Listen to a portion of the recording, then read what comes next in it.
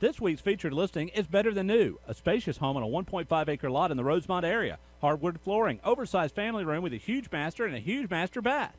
If you want to know more about this house or get your home listed, call Rob Upchurch at 706-523-0014 or see the listings at robupchurchsales.com.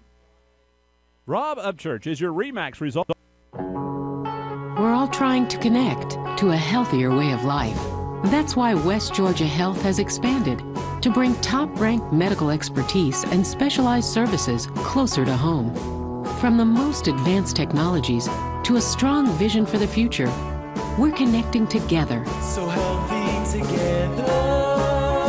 For one very good reason, your health. West Georgia Health. So healthy together. We're all trying to... Win big at Kia of LaGrange. Test drive a Kia Soul and receive a Georgia lottery ticket for a chance to win a new 2014 Kia Soul or up to $500,000. The 2014 Soul is totally transformed. It's uniquely styled and features advanced technology. The Soul LX starts as low as $16,900 and comes backed by Kia's 10-year, 100,000-mile limited powertrain warranty. Stop by today or shop anytime online at KiaofLaGrange.com. Help support your local economy. Win big at Kia of LaGrange. Test drive a Kia Soul and receive a Georgia lottery ticket for a chance to win a new 2014 Kia Soul or up to $500,000. The 2014 Soul is totally transformed. It's uniquely styled and features advanced technology. The Soul LX starts as low as $16,900 and comes backed by Kia's 10-year, 100,000-mile limited powertrain warranty. Stop by today. There's a secret to beating injuries or ailments. Get the right team. Emory Southern Orthopedics' well-trained, experienced doctors, nurses, and staff are that team. These teammates listen and understand your specific condition and provide high-quality, hometown care that will get you back into your game. For more information about Emory Southern Orthopedics team, visit us on the web at www.southernorthopedics.com. That's southernorthopedics.com. CB&T. With us, you're closer to what's all here in Region 5 Quad A. As you know, we got just 6 teams, and of those, that 4 of them were in the top 10. Well, just glancing in the top 25, every team in our region, including us, except for Carrollton, is in the top 25. Check this out. At 24 is Fayette County. How about that? Fayette County, of course, they defeated Carrollton. Yep. Whitewater was defeated by defeated by Sandy Creek last week. Mm-hmm. They're at 21. Troup County comes in ranked 16 in Quad A. Woodward Academy ranked 6, and Sandy Creek they're up at 2. Kind of really a tie for first. So, hey, I tell you what, if you can get out of this region, or at least get in the playoffs of this region, you've done something. Well, this region is a playoff, to be honest with you. We Coach Kendall mentioned last week that each game, you got to treat it like a playoff game. There's only 5 games, and there's 6 guys in our region, and you got to figure that a 2-win team is going to hopefully pull up 4th seed, but we can't be thinking like that. But bottom line is each week in our region, it's a playoff game. These guys are – this whole region, as Jack, you coined it earlier, is the SEC of high school football here in Georgia. And I think top to bottom, pound for pound, our region, our classification is probably the toughest region in all of state high school in Georgia. Wouldn't doubt it. We'll talk more about this and lots of other stuff. When we come back, we'll take our first break. You're listening right now to the Troup High School Tiger Football right here on Eagle Sports. Flu season is upon us, and we would like to invite you to get your flu shot from Holmes Pharmacy. If you have Medicare or insurance, it could be free. And if you have a big group of 10 or more that would like to get their flu shot, call Holmes Pharmacy, and we can come to you. Hi, Arthur, pharmacist at Holmes Pharmacy. So drop by Commerce Avenue in LaGrange, Georgia. We have your flu shot ready. So come see me or any of my fine staff at Holmes Pharmacy today. The right place is Holmes Pharmacy. You'll save like never before. Save money when you buy. And we accept Medicare, Medicaid, and private insurance, and each buyer is treated like a franchise player. It's all at Holmes Pharmacy. Holmes Pharmacy with locations in LaGrange and Hamilton. Rogers Barbecue in LaGrange has been locally owned since 1945. They have daily lunch specials for only $5.95, and that includes your drink and dessert. Tuesday night from 5 to close is all-you-can-eat ribs. Thursdays, Rogers has all-you-can-eat catfish, which along with their stew is famous throughout the region, and they proudly serve only U.S. farm-raised catfish. Dine in or use their convenient drive-thru, Monday through Saturday, 11 a.m. to 9 p.m. at 117 New Franklin Road in LaGrange. Come join the crowd at Rogers Barbecue. Rogers Barbecue in LaGrange has been locally owned since 1945. They have daily lunch specials for only $5.95, and that includes your drink and dessert. Tuesday night from 5 to close is all-you-can-eat ribs. Thursdays, Rogers has all-you-can-eat catfish, which along with their stew is famous throughout the region, and they proudly serve only U.S. farm-raised catfish. Dine in or use their convenient drive-thru, Monday through Saturday, 11 a.m. to 9 p.m. at 117 New Franklin Road in LaGrange. Come join the crowd at Rogers Barbecue. Rogers Barbecue in LaGrange. Visit us for details or to open your Synovus Connections card today. CB&T, a division of Synovus Bank, member FDIC. Fees and restrictions apply, subject to approval. You're listening to Eagle Sports, WLAG 96.9 FM, 1240 AM, and online at eagle1023.com. Now back to more Troup Tiger football. Welcome back to Troup High School Tiger football. Jack Moore, Greg Hicks, Tony Walls down the field. And guys, the Tigers that we mentioned coming to tonight's ball game, 3-3. They're 0-1 in region play. Of course, now they've had wins against LaGrange, against Northgate, against Callaway, but our losses come against Harris County, Carver out of Columbus, and then, of course, the really kind of costly one last week against Woodward Academy. You know, Greg, we were talking about it just a minute ago. In the first half, the Tigers looked like they were right in that ball game. The defense played well. The offense was moving the ball down the field. But Woodward Academy has got some great coaches that do a great job, and they really made some nice adjustments against the Tigers and began to throw on them and move the ball. And the Holyfield kid was exactly as he was touted with I think 2-3 touchdowns in that ball game. Well, he came out running the ball strong. The Tigers, being initially or primarily a run-oriented defense, they actually shut him down. You know, on the first drive, he might have had 20, 22 yards. The first half, he might have had 45, maybe 50 yards, which that was well under his average because he was averaging about 180 yards per game. And we found out that about 4 minutes to go until halftime, Woodward comes out and White does a spread. They got trips on one side, twins on the other, and their vertical passing game was bam, bam. Yeah, Jess Sutherland's a quarterback over there, and he came in and just went nuts at the end of that first half and then the second half, and just I think he had over 300 yards passing in that ball game all told. So just a tremendous job by that young man. You know, Sandy Creek coming in, and they're not going to fool you either.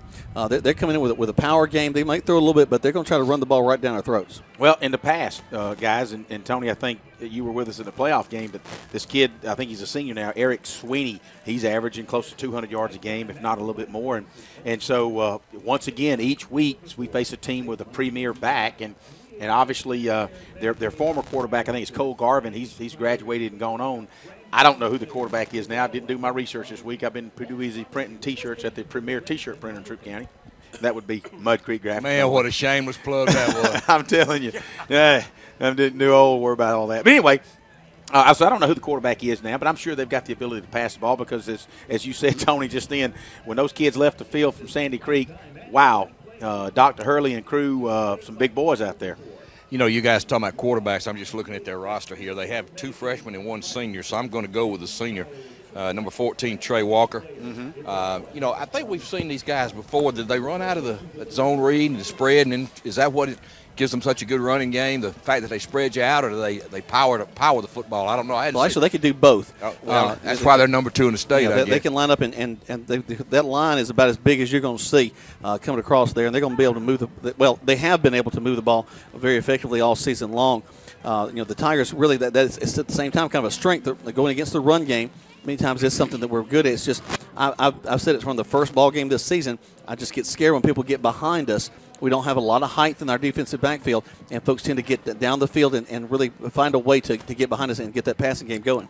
Well, last week, Jack, you're right, but not only were they behind us, but in front of us too. When you're 6'2", 6'3", doing a slant pattern or maybe a seam route, and you're looking for an 8 to 12 yard pass initially. You're already in the air above our corners, and really the tallest corner we've got now is Jamal Wilkerson. You used to be safe, but say Sanders stands about 5'11", but Jamal Wilkinson's right now I think is about 6'1". But then you've got Vanquez Bonner, who probably stands about 5'10", and you've got Emmanuel Trammell, who is, if he was as tall as his heart is big, he would be exactly. But I hadn't seen a small, scrappy guy in all of high school lately like Emmanuel Trammell, and he's going to give you everything he's got. He can jump. He can get up there, and he'll go toe to toe with whoever he goes up against. But a friend of mine kind of coined the phrase "cover none," and that's kind of what we tend to run. And we're so far back, we can't bite up on the run. Our corners have to be careful, and we kind of try to keep everything in front of us, kind of a zone read, keep things in front of us. But tell you what, when you're spreading out 5 guys across the field and they're all going out for a pass, man, it is hard to get your guys on top of them and to effectively cover them, because you've got 2 guys usually going deep, 1 guy with an intermediate route, and 2 guys going across the middle. That's right. It's just really hard to stop something like that. It is. And then you got your linebackers who are basically stepping in to fill the gaps. And then also you got a tight end that blocks down for about a half a count, and he releases behind the linebackers, and you got him basically in territory, which should be linebacker territory, but you've got him behind the linebackers. Now he's in free safety territory. Yep. Makes it kind of tough. It seems like there's ants running all over the place. Who do you get? Well, yeah, it's there's a lot of that. It's fun football to watch. No doubt it is. But we'll see. We'll probably see some of that read run option going on by Sandy Creek. But we'll talk about the offensive side for the Troup High School Tigers. Will Smith and his team. We come back. But right now, you're listening to Troup High School Tiger football right here on Eagle Sports.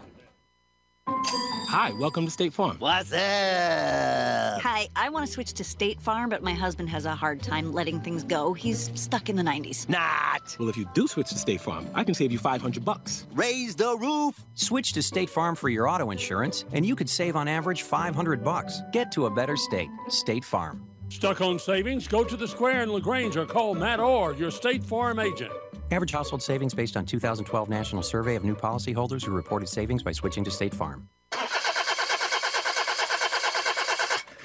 Car won't start? Or does your problem sound a little more like that? Come to Stanford Automotive to get your car in tip-top shape quick with a reliable team of automotive specialists.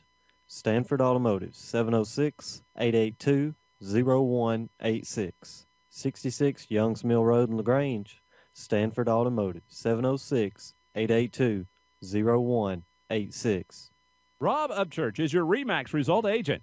No matter if you're selling or buying, the first phone call should be to Rob Upchurch at 706-523-0014. This week's featured listing is better than new. A spacious home on a 1.5-acre lot in the Rosemont area. Hardwood flooring, oversized family room with a huge master and a huge master bath. If you want to know more about this house or get your home listed, call Rob Upchurch at 706-523-0014 or see the listings at robupchurchsells.com. Now back to more Troup Tiger football on Eagle Sports, WLAG 96.9 FM, 1240 AM, and online at eagle1023.com. Well, I said earlier it couldn't get a whole lot better. Well, it just did. The sun just peeked down behind the trees over on the visitor side, and now the sun is not shining directly in my eyes. And, man, look at the field. It's gorgeous tonight. Crowds started to come in. A lot of folks, got a couple of folks, little jackets. Might need them as the sun goes down. It gets a little bit cooler. It looks like it'll be a beautiful night. Tony, how's it down on the field? It's warm.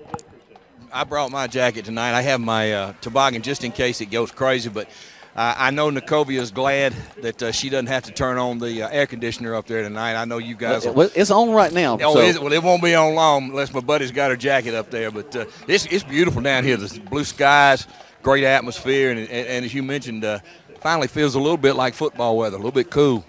Well, it really does as the bands get ready to down the field to present our national anthem. We'll step away just a second. But, guys, Greg, you mentioned people will be coming in here to be a part of this game and see that these kids. I hope that a lot of people are in their cars on their way into the stadium. But, this is an incredibly quality team coming in Sandy Creek about everything that they do. And it's going to be an exciting football game to watch, I think. Well, I think I've been waiting really all year to see Sandy Creek. It's nice for them to be in our region. It gives us something to look up to and definitely a huge challenge. And I know that, we don't believe in moral victories, but, man, we just you want to lay down and just say, we just want to stay in there till halftime. Maybe hang in there with them till fourth quarter. I hope we got something for them tonight. I really do. I hope the kids come out and just pound and pound and pound. And, we talked about how big these guys were, but dynamite comes in small packages as well. And I hope that they're ready to lay some pads on these Sandy Creek boys like they hadn't been laid on in a long time. It'd be good to see. Right now, they are getting ready for the national anthem in the moment of silence. So we're going to step away right now. You're listening to Troup High School Tiger Football on Eagle Sports. Dude, where do you find it? Because when you spend your hard-earned money, you want good food. So the place you'll find that good food is at Rogers Barbecue on New Franklin Road in LaGrange, where they only serve American-grown catfish, barbecue cooked to perfection, and with all the fixings to make it worth every penny. Rogers Barbecue is locally owned and run with care since 1945. Come eat with us Monday through Saturday from 11 to 9, or use our carry-out window. Rogers Barbecue, New Franklin Road, LaGrange. The all-new All-Pro Hyundai in LaGrange is offering the All-Pro Advantage. Friends and family pricing on all-new Hyundais for everyone. Save thousands. With 0% financing on 2014 Sonatas and Elantras. Purchase a 2015 Sonata for only $20,899. All veterans receive an additional $500 on top of our already low prices. Visit us at 1405 Lafayette Parkway, LaGrange, or online at allprohyundai.com. The all-new All-Pro Hyundai, where the customer always wins. Flu season is upon us, and we would like to invite you to get your flu shot from Holmes Pharmacy. If you have Medicare or insurance, it could be free. And if you have a big group of 10 or more that would like to get their flu shot, call Holmes Pharmacy, and we can come to you. Hi, I'm Perry Prather, pharmacist at Holmes Pharmacy. So drop by Commerce Avenue in LaGrange, Georgia. We have your flu shot ready. So come see me or any of my fine staff at Holmes Pharmacy today.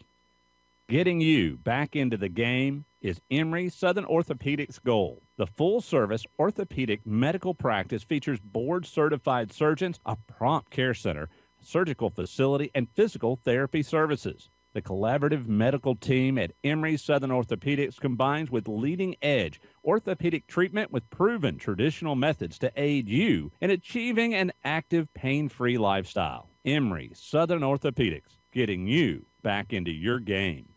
You're listening to Eagle Sports, WLAG 96.9 FM, 1240 AM, and online at eagle1023.com. Now back to more Troup Tiger football.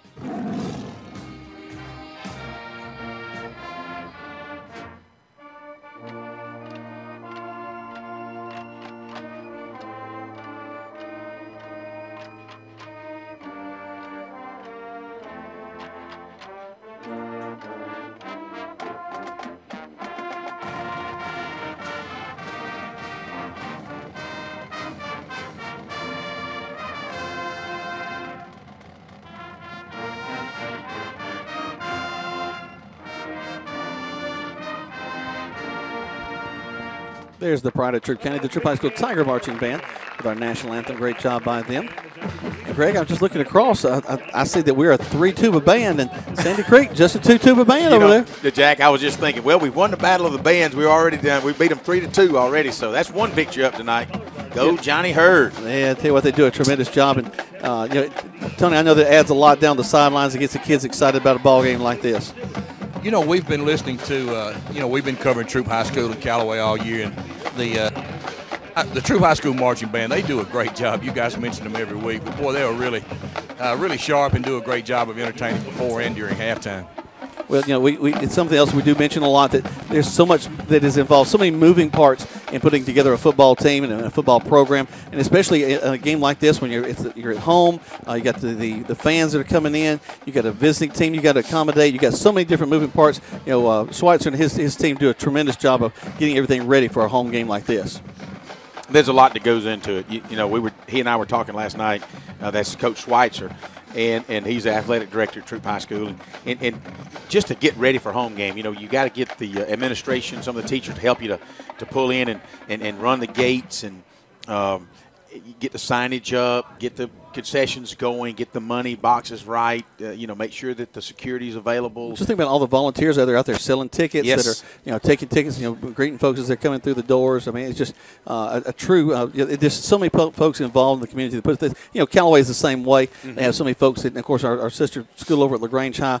It's just the community coming together, and it's going to be an exciting night. Sandy Creek, they're traveling pretty well. They got about 50, 60 folks over there already. They're early in the ball, get ready for the ball game.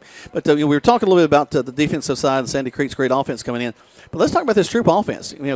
guys, we tend to like to stay on the ground, kind of get it off tackle. That little read that Will Smith will do with his twin backs back there, and Cameron Russell coming in every once in a while and spelling them a little bit. But we saw some flashes of a passing game towards the end of that Woodward Academy game. Of course, there was desperation stuff. We need to move the ball down the field. But we moved the ball down the field. Well, that was part of their package as well. And it's just a package that you open up. Like you said, it's late in the game, and we need to get down the field quick. But the little counter boot roll out with Will Smith, and you had Cameron Russell running about an 8-yard hook. And then you have Cameron Russell running an 8-yard flare out to the sidelines. He'll pick up 7, 8, 9 yards. 12, 14 yards, and you realize, wow, we're clipping on down the field. It kind of says, let me think about this for a little bit. But, the Troup coaches have always done a good job through the years making adjustments. One of the things that just kind of it just get down to a skill level last week is that when you have 5 wideouts, and Tony, you and I talked about it earlier, when you primarily practice against a certain type of offense, if you practice against a run-oriented offense and you really don't work on that five spread, just running gun offense, well, then when Woodward does hit you, it's like, whoa now, time out, let's get our act together. And as you mentioned, Alabama, for instance, Saban, hey, if you're going to be over there, you're going to practice against a run-oriented team. And next thing you know, you've got Mississippi State, you got Auburn, you got Texas A&M, all running the no-huddle, high-octane stuff. You got to be ready for stuff like that. And it's about adjustments. You mentioned adjustments before, during a game, but it's also just adjustments from season to season. If you don't practice against it, you won't be able to stop it, I promise you. But you talk about Troup's passing game. You guys remember when we went to Carver 2 or 3 weeks ago, Troup had some success throwing the ball, maybe not when they had to, but when they could. They mixed in some runs and passes, and they hit a couple of deep balls. So, you never know what might happen.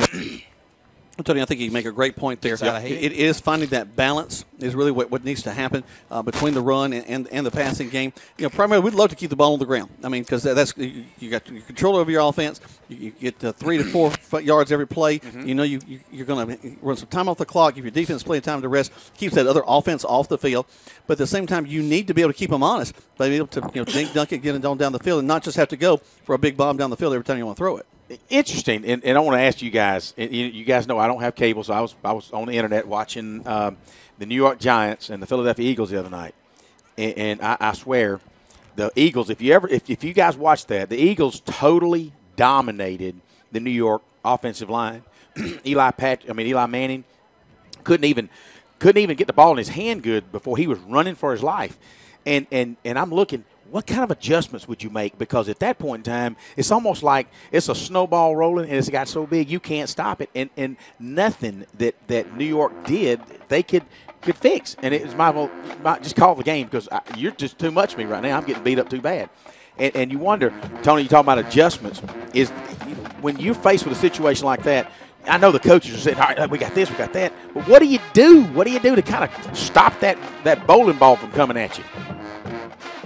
It's called momentum sometimes, Greg. And if anybody ever figures out how to stop Mo, they'll be able to write a book. And every coach in the United States, pro, college, high school, or whatever, they'll buy it. But, we've seen evidence all year, guys, the teams we've covered.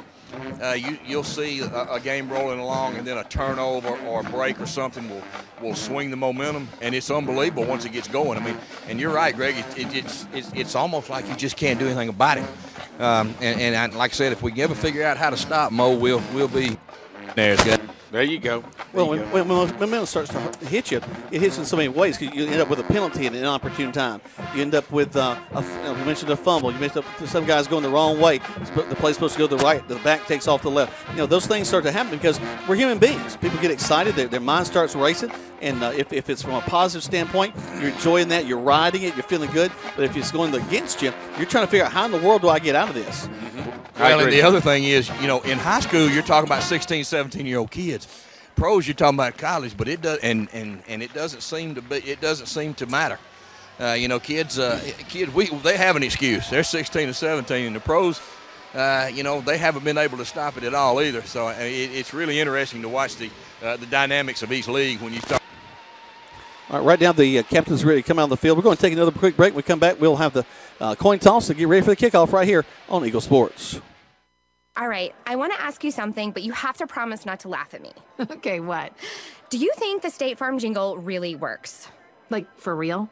Like, if you sing the jingle, will your agent actually appear and help you out? Yeah. Of course it works. I saw it on the internet. Having your own State Farm agent means having a real person to help you when you need them. State Farm agent Matt Orr on the Square in LaGrange. Call 706-882-0046. You're busy with places to go and people to see. At CB&T, we understand. That's why we created the Synovus Connections prepaid card. Use it for purchases, ATM withdrawals, and even get cash back. It's an affordable alternative to checking, simple to load, and can be replaced if lost or stolen. Plus, there's no credit check required. Let CB&T help you manage your busy lifestyle. Visit us for details or to open your Synovus Connections card today. CB&T, a division of Synovus Bank, member FDIC. Fees and restrictions apply, subject to approval. Joel Upchurch is your Rebank's Result agent. No matter if you're selling or buying, the first phone call should be to Joel Upchurch at 706-523-1702. This week's featured listing is on Ridgecrest Road. It's the crown jewel of downtown LaGrange. This beautiful home has beautiful bedrooms, beautiful dining room, beautiful family room. It is the total package house for $319,500. If you want to know more about this house or get your home listed, call Joel Upchurch at 706-523-1702 or see the listings at joelupchurch.com. Hurry in today to Key of LaGrange because our lot is packed like never before. And with a special KMMG employee and family pricing plan, you can take advantage of 15% below invoice pricing. And let's run the numbers. A 2014 Kia Soul with a list price of $19,318. With the employee discount, you can roll in this Soul for only $13,995 plus tax, tag, title, and dock fee. And it comes with Kia's 10-year, 100,000-mile limited powertrain warranty. And now through the end of October, for every car sold, Key of LaGrange will donate $25 for breast cancer awareness in your name. Stock number B0059. The action continues now with more Troup Tiger football on Eagle Sports, WLAG 96.9 FM, 1240 AM, and online at eagle1023.com. Set down the field. We got Tony Walls down there with the coin toss. I'll give you time, but whatever you go with, that's what we're going to go with, so you just make sure you understand it, all right? I got you guys being the visitors, so you're going to call this coin heads or tails. What are you going to call? Tails. He's going to call, what's he going to call? He's going to call tail. I'll let it drop, fellas. Before I drop it, I'll let it drop. He called tails. All right, Troops won the toss. I bet you they defer. So you got it, guys. Troop won the toss. Defer to the second half. Greg, go over the captains real quick. We've got number 17, Jamal Wilkerson. Number 70, Mitch Mathis. Number 9, your senior quarterback, Will Smith. And number 93, your senior nose tackle, O.J. Ziegler. Man, I tell you what, I've been so proud of O.J. and his progression through this season. Really anchoring that defensive line, just does a tremendous job. You know, we talk about O.J. and Will Smith and Mitch Mathis. These names have been around Troop football seem like a long time. And, you know, we've had family-oriented gatherings and all families in the stands. And you just all feel like you're together, and it's just nice to see that. And but I want to say special thanks to some good friends of ours that listens to us every week like clockwork, Gene and Bill Lewis. And, of course, they're Will Smith's grandparents, and we'd like to say hello to Michelle and Wayne Ryle all the way over in Macon, Georgia. We appreciate everything you guys do and pull for Troop Tigers way over there, 100 miles away. And you got us on the radio and you got us on the internet, and I understand you hook us up on put the computer on the TV and watch us through through there. So it's kind of nice. I know grandson Shirley would like to lead these Tigers to a victory tonight. So everybody, we've got folks listening to us. We comment on each week all over the internet. So that'll be a lot of fun. Let's go ahead and take our last break. When we come back, we got kickoff live here from Callaway Stadium. Troop High School Tigers, Sandy Creek Patriots, right here on Eagle Sports. Touchdown! Great teams bring together skill, the right equipment, and ongoing support. It's a winning combination. At West Georgia Health in LaGrange, our highly rated teams sport medical expertise, state-of-the-art technology, and comprehensive support services. That's why our heart clinic is leading the way in cardiovascular care and ranked in the top 10% of all U.S. hospitals for medical excellence. West Georgia Health is also accredited by the Commission on Cancer and brings together the latest in diagnostic and treatment protocols. When it comes to keeping you healthy, West Georgia Health is on your side. From quality outcomes and advanced procedures to community education, we're in the game for you. For more information or to review our playbook, visit wghealth.org. West Georgia Health. So healthy together. Now back to the field for more Troup Tiger football on Eagle Sports, WLAG 96.9 FM, 1240 AM, and online at eagle1023.com. Welcome back to Troup High School Tiger football. Jack Mormon, Greg Hicks, Tony Walls down the field. Guys, we're ready to kick off the ball game. Fresh 12 minutes on the clock. Tigers will be kicking the ball off. They'll be moving from left to right as you're looking at your radio or at your internet. Or if you're watching us on the World Wide Web, you see exactly where he's going to be. There's a kick, kind of a line drive. They'll hit down at about the 20, bounce up to the 15 to take it from there up to the 20. 25, cuts in the middle of the field, big hole, 40, 50. A big block in the middle of the field. It's a flag. That'll come back. But Sandy Creek's going to run it all the way back. And a breakdown right there in the middle of the field. But the flag is are littered in the field. That's breast cancer awareness tonight. So we got pink flags, guys. And Tony, that looks a little weird coming out of a pocket. Well, they won't be able to hide them, you Not know. for sure. So I mean, that's that bright pink. But yeah, that was a pretty easy call right there. You can see that block in the back here, right near midfield. So, you know, not exactly the way the Tigers wanted to start off, but at least it's coming back. Yep. Well, actually, you know, it's funny. They were actually two flags. I don't know if it was two blocking the backs or just one. It really doesn't matter. You got to hold him back here at the back. No, we got two. Does that mean they go back 30 yards, Tony? I would imagine they're going to take the one that pins them back as far as they can, Greg. Looks like they're going to take the from the spot of the holding foul penalty. Yep. Yeah, I believe that's right. That was back close to where the ball hit. Ball hit down about the 20s, picked up the 15, and that young man was gone. A great job of blocking the middle of the field by Sandy Creek. Yeah, you could see it, Jack, from this vision, from this view, how it just kind of opened up right in the center. And it's like, man, you know, the Tigers did a good job maintaining the lane, but Sandy Creek also did a good job at blocking that lane. So here come the Sandy Creek Patriots. They're going to line up with a single back in the backfield behind their quarterback, number 14, Trey Walker. Walker will go under center. Actually have two backs in the backfield. Hey, we got movement. Offset eye. They got movement in their line, so that's going to back them up another 5. Yeah, it looks like their tight end. Actually, there was a tight end, and the tight end moved over. Number 50, their right tackle, was set in his 4-point position as an offensive right tackle. He kind of jumped a little bit. Chance Brown's that young man's name. So at this point in time, we'll take all the help we can get. So 1st and 15 for Sandy Creek. Ball now resting on the 18-yard line. They come back in a straight eye. Wide receiver to the near side and to the left side. Put a man in motion. Actually, they'll roll that tight end back over to the other side. So an offset line now to the right. The wideout's coming in motion back to this near side. Fake the handoff. They're going to go for it all on the first play and way overthrow their intended receiver. Good job of coverage by the Tigers. Say Sanders all over him, man coverage. And the number 7, the kid that actually ran the opening kickoff back, were split out. And he was just simply on a go route right down the inside of the hash marks as fast as he actually had a step on Say. And if the ball had been placed where it should have been, then he would have caught the ball. But, again, Say was right there with him. He would have the opportunity to catch the ball. He would have the opportunity to catch the ball. There you go. They're going to split 2 men wide to the right side, so 1 man's in the slot, 1 man wide. I formation behind the quarterback, Walker. Walker checks his line. Fullback in a 3-point stance. The tailback standing straight up. Takes the snap, hands the ball off to the tailback. He's going to be stopped and hit hard right at the line of scrimmage. Great job that time by the Tigers, including number 13, Jonathan Foster. Good job for Jonathan. I was looking at our corner. We had man on coverage on a wideout and a slot guy. Well, just before the snap, our slot guy moves in inside corner and takes off on a blitz, leaving their slot guy wide open. And it's obviously one of those gambling plays, Tony, where you just hope that he doesn't see him out there all along because he was wide open. Well, it looked like Sandy Creek came to the line of scrimmage and saw the Troup defense and made a check to a particular play. And Jonathan Foster did a great job from his linebacker position to tackle Sweeney for no gain. Walker will go into the shotgun set this time. He'll roll a man over to the right side. He'll take the snap, back up to pass. Looking downfield, looking to his right, throws. It's going to be caught. A nice catch as he goes up at the 40. Brings it down.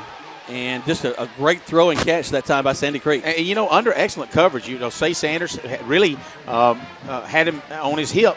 And then Jamal Wilkerson from his free safety position made to help out on the coverage and jump for the ball, but just didn't quite get there. And I know if Jamal had it back, he would have probably went for the football rather than trying to just get in the guy's way because there was an opportunity there for him to intercept that ball. Back to the I goes Walker. Going to offset either the fullbacks behind the guard. Back up, handed it to the tailback. Who's hit hard? Great job of the Tigers to read that one out.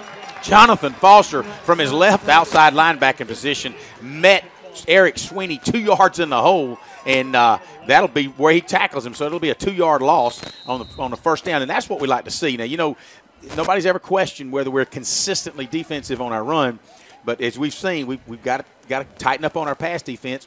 And kudos for the Tigers. We are right there on them. But that was an excellent catch there earlier. But good job for Jonathan Foster. Loss of a yard, 2nd and 11 now. Going to make some adjustments in the backfield. The tailback's way back behind him. Tall sweep coming back to this near side. Tigers going to turn him inside and tackle him. Another great open field tackle this time. It's by big number 17. Yeah, and Tony, kudos to Eli Patrick, number 36, the right outside linebacker. He took that slot guy on and drove him in the backfield, made Sweeney, instead of going outside, he had to turn it up inside, and there sat Jamal Wilkerson, and that play only gained 2 yards. So it'll be 3rd down and call it 12. Maybe I don't even know if he got back to the line of scrimmage, guys. It's 3rd and 12. I think he lost a yard on that one. Big play here for the Tigers here. You kind of got to guess that the Sandy Creek's going to come out and pass in this time, guys. Single back in the backfield, put a man in motion. Walker has a little trouble with the snap. Rolls to his right, throws across the middle, complete, almost the same pass play.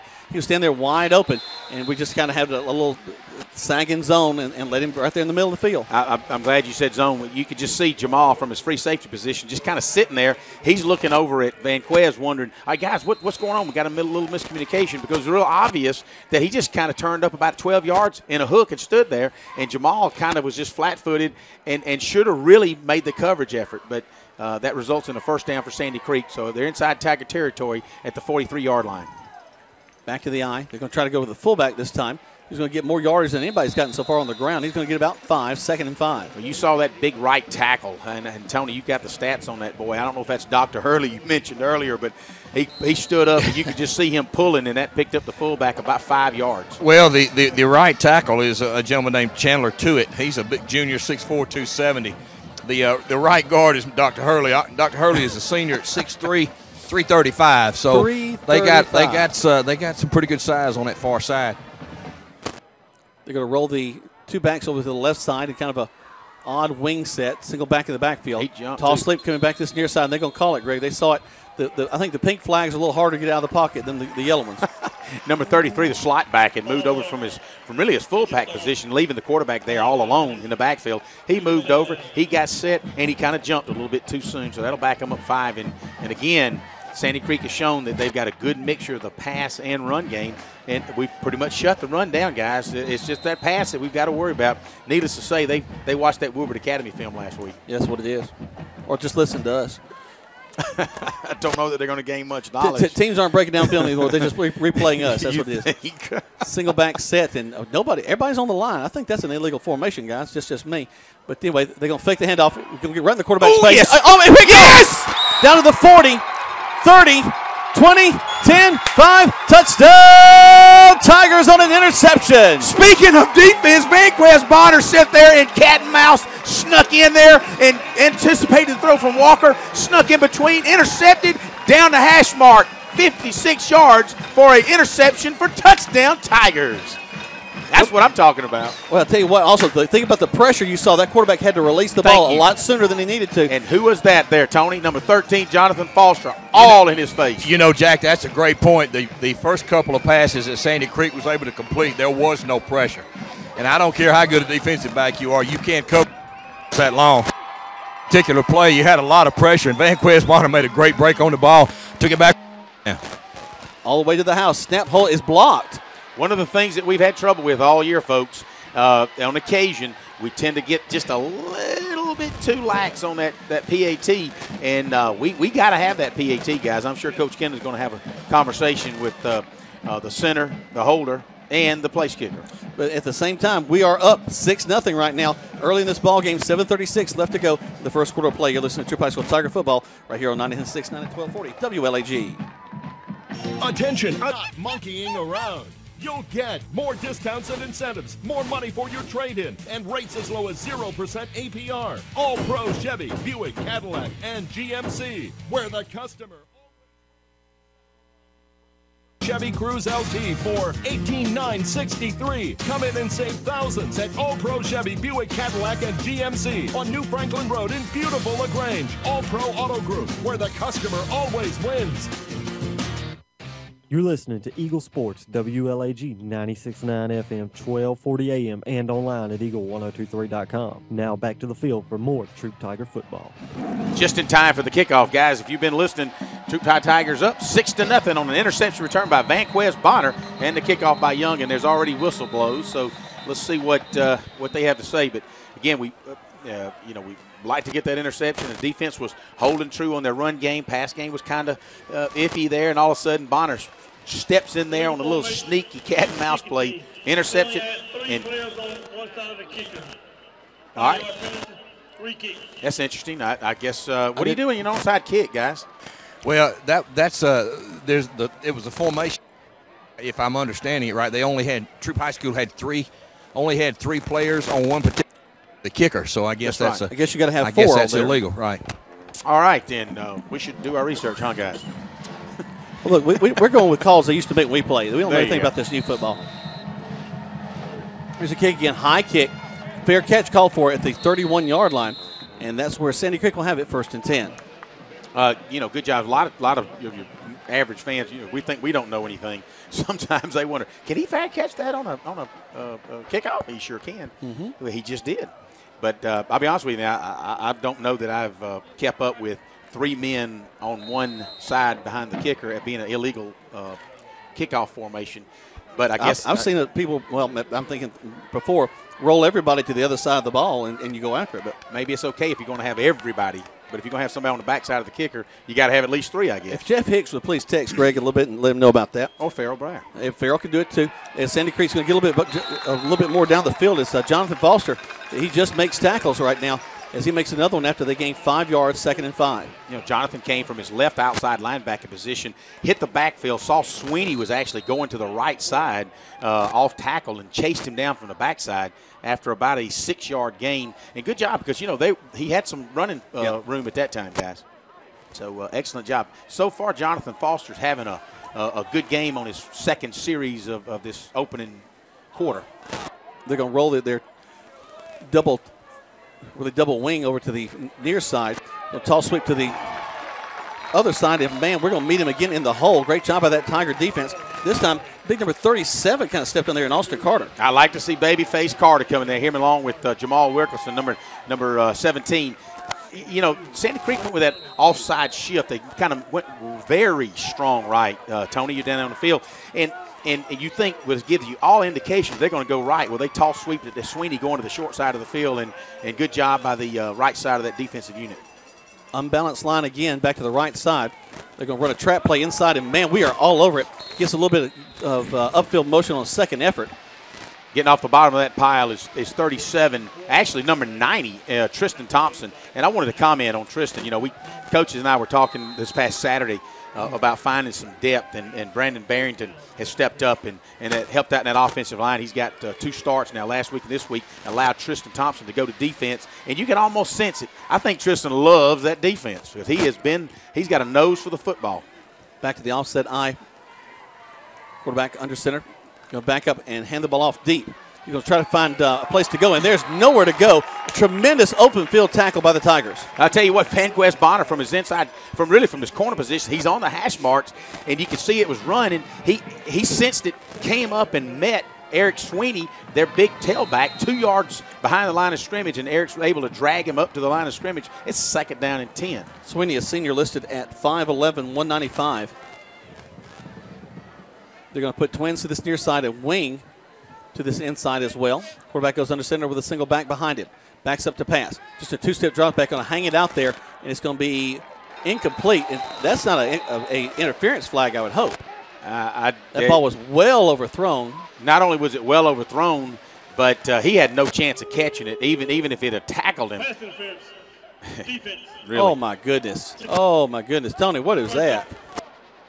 Well, the only thing I can see of it is as he came off the line of scrimmage, there might have been a little hand contact, and I think that could have been the flag. But, yeah, with that ball not being able to be caught, I don't know. The foul had to occur earlier, I would think, guys. I was, but, you know, it certainly didn't look like interference from here. They're across the 50 now, ball resting at about the 42-yard line. Put a man in motion back to this near side. They're going to hand the ball off to the wing. He's going to get to the corner. He tries to cut upfield, and the Tigers are right there on top of him. Austin Carter from his outside linebacker position is able to hit Eli Patrick. Actually, Austin from his inside linebacker position he was running a slant, was able to pick up that kid, the tailback for Sandy Creek on a basically a sweep, and holds him to a 5-yard gain. Had a lot of potential, but the Tigers cut it down. And I know the Tigers are right now. I know it's early on, but they're thinking, you know, we've got some bright spots here in our pass defense. We've just got to correct a couple of mistakes we've made already. Twin to this near side again. I formation behind the quarterback. Backs up, going to hand the ball off deep in the backfield, and man, do we hit him hard.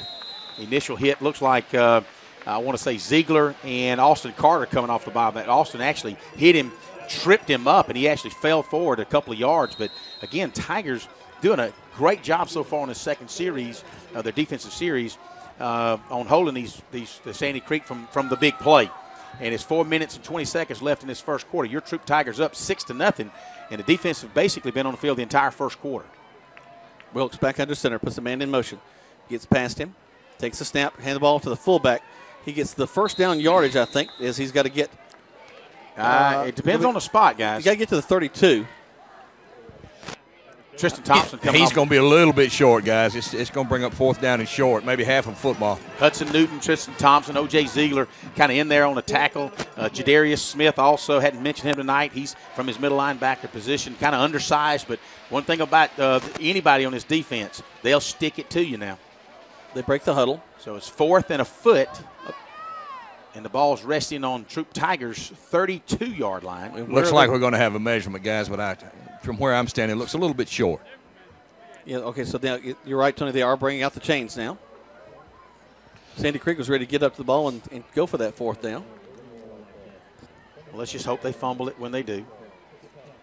I'll be happy with just a turnover. So it's funny. I hear Britt Thompson in the background. They're playing Stanford Automotive commercial. And it's good to hear his melodic tones over the loudspeaker out there. They did not get the first down, so it's 4th down and about a little less than a foot, really looks like. But they did get the 4th down, Jack. You got it. Yeah, they did get the 4th down. Okay, you're right. All right, Tony, if you need to help him, my buddy, just step on the field and help. I think the best thing I can do is stay out of the way. I got you. They're going to walk that I formation up a little bit closer, so look for that fullback to get it. Tiger's going to pinch down. Quarterback's I don't know if he got it. I'm sorry. Quarterback kind of took a step to the right and leaned inside. And it's just going to be about the spot. And it looks right now he's spotting it where it was. So that's not going to be a first down if he does. I believe he's short, guys. It's just looking from where I'm at. I don't believe he gained any at all. I'm sure they'll bring it out and measure it, but it looks short from where I'm standing. Yeah, guys. they're going to have to bring it out. Let's take 30 seconds back to the station while they measure this right here on Eagle Sports. Hey, man, my car just broke down. I need to call a towing company. Well, then you should probably call a towing company. I know. That's what I'm trying to tell you. I need to call a towing company. Right, a towing company. You should call a towing company. Ah, man, come on. I'm trying to tell you, which company should I call? Oh, call a towing company. Oh, call a towing company. A towing company. 706-882-8399. A towing company. 706-882-8399. You're listening to Eagle Sports, WLAG 96.9 FM, 1240 AM, and online at eagle1023.com. Now back to more Troup Tiger football. So big doings here at Callaway Stadium. Tigers leading 6-0 over Sandy Creek Patriots, and the defense has just stopped them short. It was 4th and about 3 inches, and they only got 2. So that 1 inch made it so that the Tiger offense is now on the field for the first time tonight. Well, good job by the defense on the Troup Tigers that time. It was 4th and inches, and great job holding them. So Will Smith and his troops come up to the line. Smith down the line. Makes the handoff. We're going to get about 3 out of that one. Brings up 2nd and 7. Vanquez Bonner off right tackle behind Jason Hernandez and Mitch Mathis. Is able to push it forward about 3 good yards, maybe 3.5 yards, as they're going to be 2nd down and call it 6.5 for the Tigers as the ball rests just outside the 35-yard line. 3 minutes to go in this first period of play. And if you just didn't hear Jack tell you, 6-0, your Troup Tigers on the early lead. Smith under center. Takes it, comes right back down the line. This time going to make the inside handoff. Not a lot there. I think we may get another yard out of that. Brings up about 3rd and 5. Mess Bonner Dexter Shealy. No, Mess Bonner straight up the middle. Got hit initially at the line. He was able to move forward about a yard. Nothing fancy, just straight up the middle. 3rd down and a long 5. Tigers got to get to the 42-yard line, 42.5-yard line for a first down.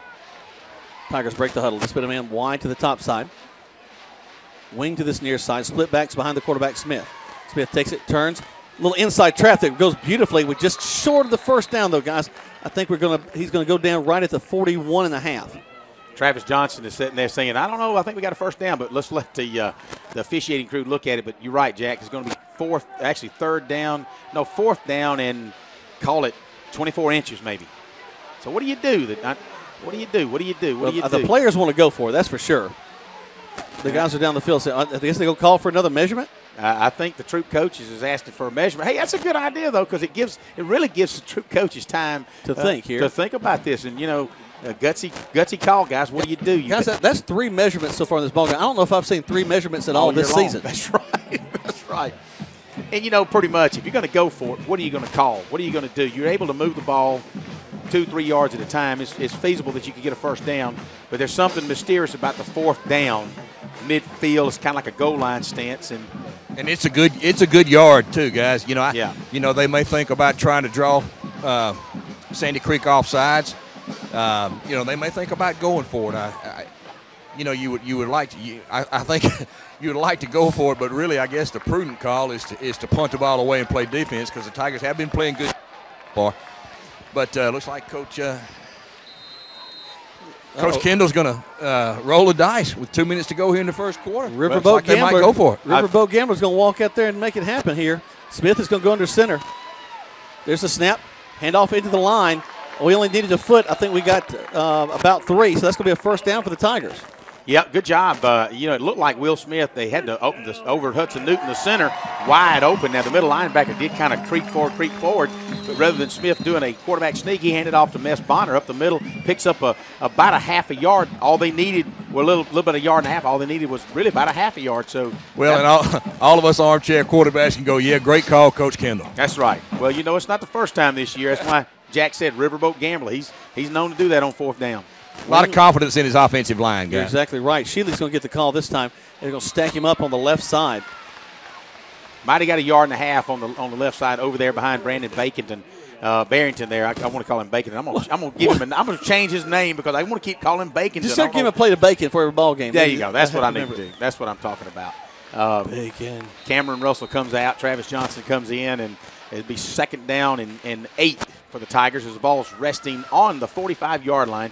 1 minute and 8 seconds to go in the first quarter play. Your Troup Tigers up 6-0 early on. Got to move the ball now. Smith coming back down the line, going to keep it, turn up field, going to fight for some yardage. Gets to the 47-yard line. They'll bring up 3rd down.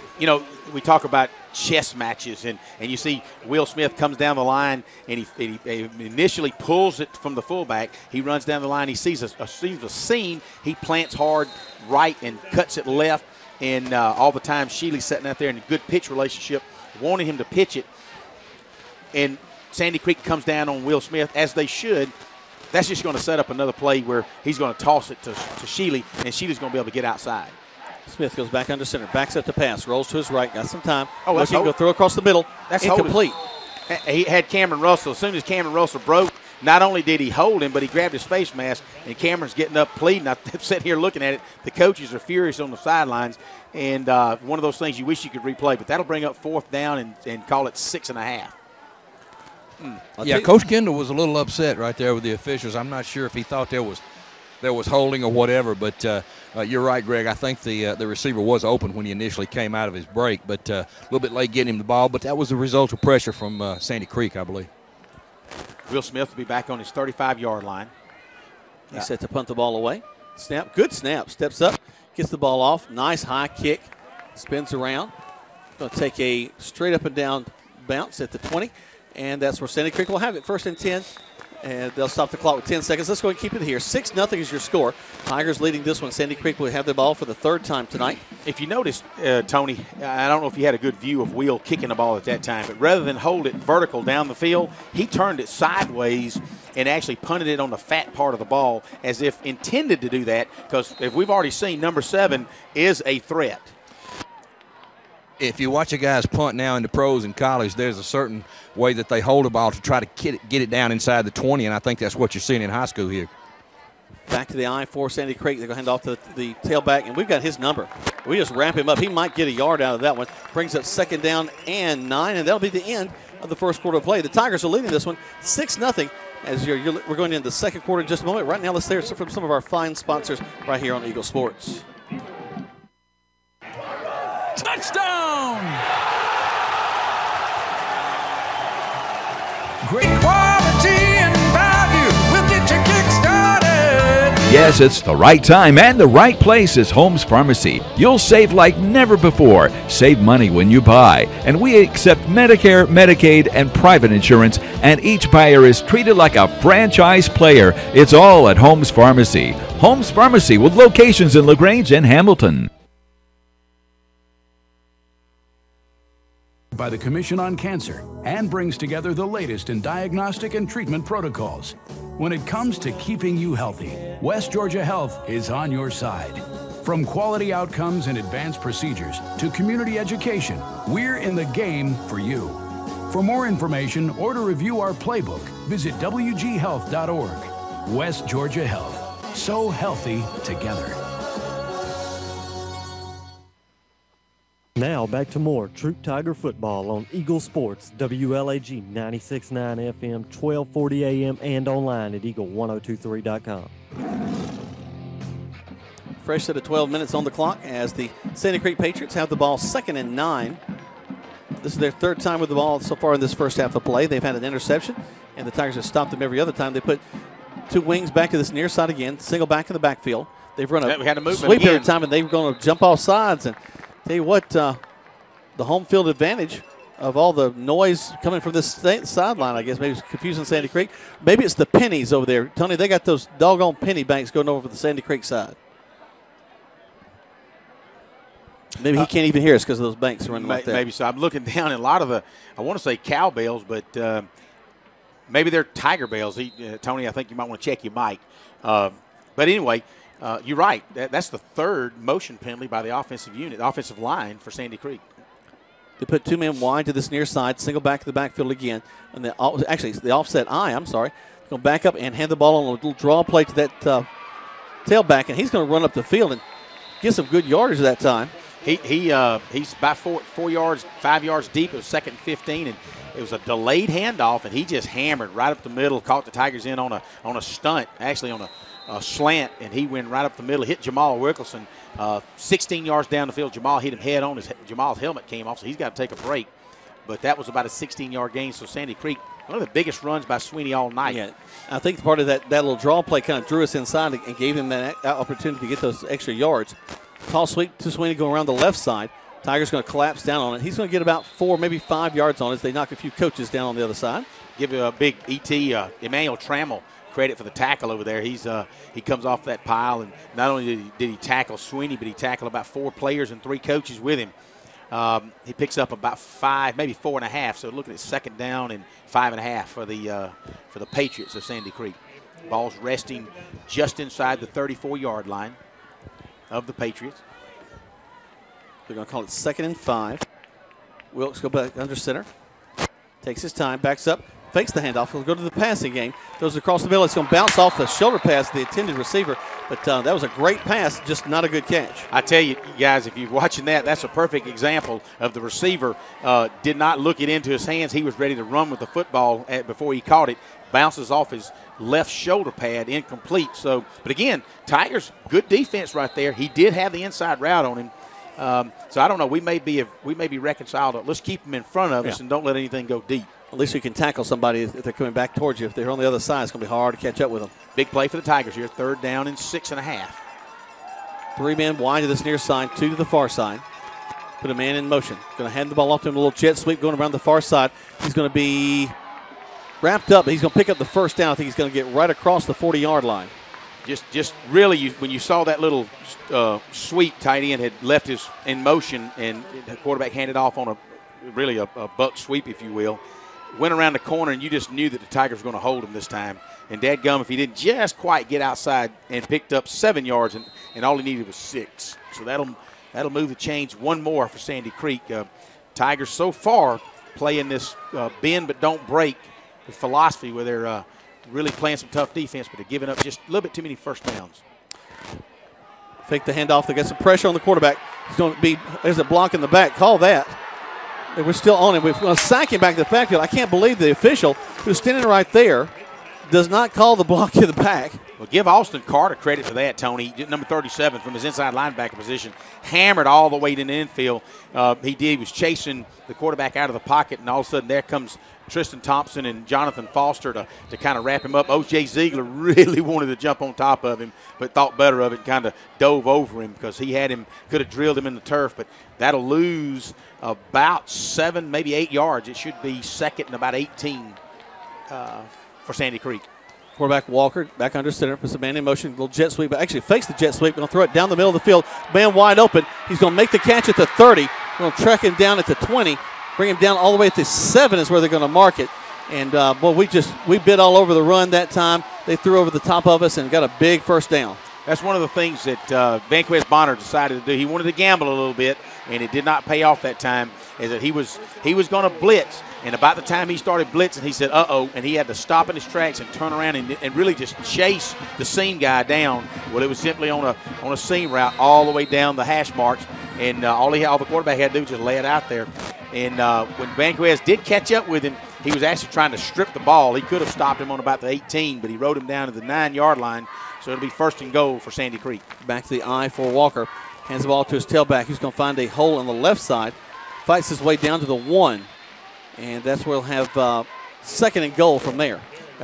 Slow to get off the field, get off the turf. A lot of these, Jonathan Foster made the initial hit, then Tristan Thompson, and then we've got a Tiger down on the field. And then it was finished off with Emmanuel Trammell, but the ball will be spotted at about the 1-yard line. Let's take a look, see which Tiger we've got down on the field.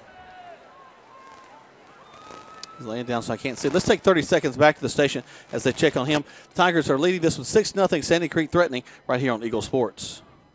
Rob Upchurch is your RE/MAX result agent. No matter if you're selling or buying, the first phone call should be to Rob Upchurch at 706-523-0014. This week's featured listing is better than new. A spacious home on a 1.5-acre lot in the Rosemont area. Hardwood flooring, oversized family room with a huge master and a huge master bath. If you want to know more about this house or get your home listed, call Rob Upchurch at 706-523-0014 or see the listings at robupchurchsells.com. You're listening to Eagle Sports, WLAG 96.9 FM, 1240 AM, and online at eagle1023.com. Now back to more Troup Tiger football. Welcome back to Troup High School Tiger football. They're checking on one of the Tigers down the field. He was shaken up on that last play. Right now it's second and goal from the 1. And Tony, can you tell who that guy is down there? I've been looking to try to get a number, but he's still down on his back there. They're checking his right leg, but we won't speculate as to what that is. As soon as I get a number, I'll let you know. You know, I don't see Eli Patrick's number here, and Eli Patrick is the right outside linebacker. That's who it is, guys. That is Eli Patrick on the ground. Okay. So we got some of our training crew and doctors down there checking on him. Looks like he's got some movement of the leg, and that's a good thing. But they'll continue to check on it. Guys, going back to that last big pass play by Sandy Creek. They've been running the ball, trying to get something to happen, run the ball, have been unable to. We've had good pressure on the quarterback, but the one time we bite too hard on the run, they go ahead and throw it over our heads and get a big play against us. Well, sometimes, when you take that gamble, I know Eli is limping off. It looks like he's favoring his right leg, but, that's a good thing with all the head injuries going on today. I just thought the way he was laying down that the hard hitting had been going on, that he might have had a little hit knock in the head, but he looks like he's Greg. He looks like he's able to put some weight on that right leg, and hopefully he'll be back in there after a couple of plays. Okay. At any rate, the Sandy Creek will come to the line, and they've got the ball spotted on just inside the 1-yard line. So Tigers got to really play some tough defense they've got a power II in the backfield, Jack.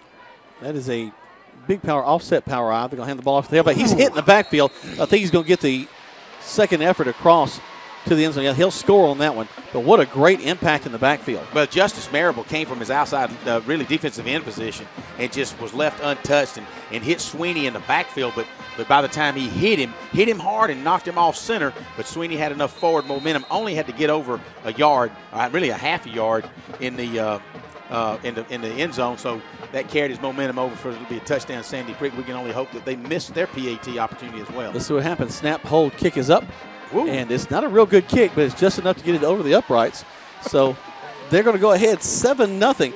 Excuse me, 7-6 with 9:41 left to go the first half of play. Let's take 30 seconds back to the station right here on Eagle Sports.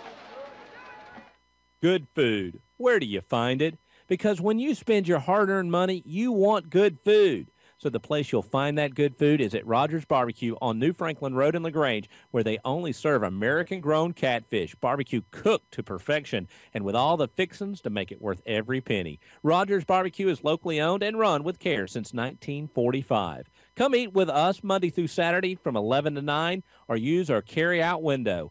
Rogers Barbecue, New Franklin Road, LaGrange. The action continues now with more Troup Tiger football on Eagle Sports, WLAG 96.9 FM, 1240 AM, and online at eagle1023.com. With 9:41 left to go in the first half of play, it is 7-6 in favor of Sandy Creek. Tigers now have their kickoff return team on the field. Let's see how Sandy Creek, they've got enough guys on either side of the kicker, so they're ready to go. There's the kick at high, well, actually not too high. We'll be taking back to about the 7, up to the 10, 15, cut it to 20, get to the 22-yard line, and that's when the Tigers will have it first and 10. Good vision by Dexter Shealy. Kind of just, he after he caught the ball, he kind of hesitated a little bit, kind of let it play out, and made a couple of cuts and was able to pick up about a 12 to 14-yard return just outside the 20. They're going to spot the ball, it looks like, at the 22.5-yard line. You know, Tony and Greg, look at this. This is only the second series the Tiger offense has been on the field. And it's 9:35 into the second quarter. Wow. So what that tells you is, and Coach Brewer and I were talking about it yesterday, he says, I'm just concerned that we get in the fourth quarter. What about our depth? Split backs to the backfield. We'll hand the ball off into the line of scrimmage. Get about 2 there, 2nd and 8. And this is where we really need the Tiger offense to pick up a first down, maybe 2. Yep. Keep the drive alive. Give me 4, 5, 6 minute drive, preferably end with a touchdown. Right back to the line of scrimmage, though. Go the Tigers. Keep that defense off the field for a little while. Wing left, split backs to the backfield, man split wide to this near side. Smith and his team check their wristbands. Get the play call from the sideline. Smith will go under center.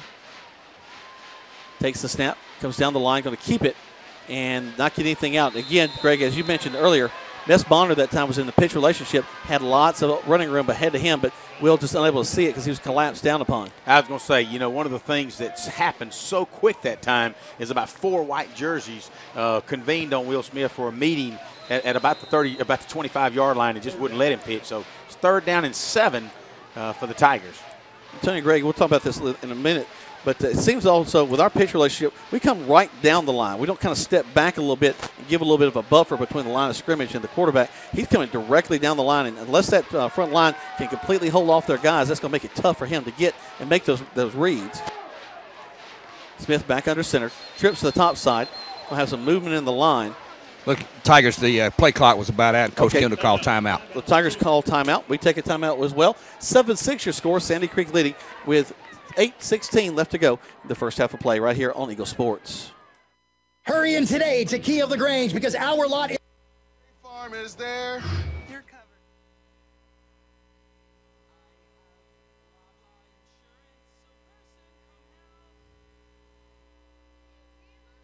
With the employee discount, you can roll in this soul for only $13,995 plus tax, tag, title, and dock fee. And it comes with Kia's 10-year, 100,000-mile limited powertrain warranty. And now through the end of October, for every car sold, Key of LaGrange will donate $25 for breast cancer awareness in your name. Stock number B0059. Now back to the field for more Troup Tiger football on Eagle Sports, WLAG 96.9 FM, 1240 AM, and online at eagle1023.com.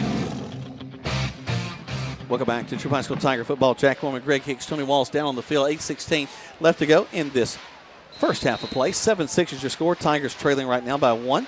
Smith and his team back under center. Tall sweep going around the right side. Bonner trying to get to the corner. He's going to be tripped up. He had some room if he could have gotten out of that one tackle, but they're going to bring him down. Well, Tremaine Tolbert had his man all blocked. They just had the defensive unit had a stunt on, and they caught him just in the backfield and was able to drag him down, but after about a 3-yard gain.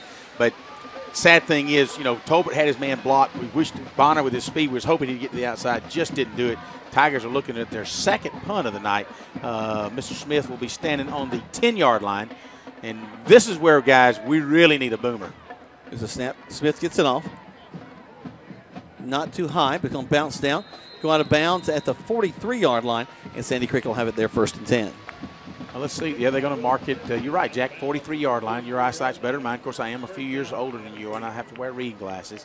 What do you think these are on my face? I'm the one with binoculars up here, man. Come on. There you go. That must be after you hit 42. Well, tell me why Tony's not wearing them then. He's older than both of us. But he's better looking. I can't hear you either, so y'all go ahead and get on it. Guys, watching it from down here after watching one quarter, you can really see that Sandy Creek is really impressive on defense. It's hard to run wide on those guys. They are really quick. Sandy Creek comes back again to offset eye, toss sweep. They're going to run a reverse. Actually, they lose the ball.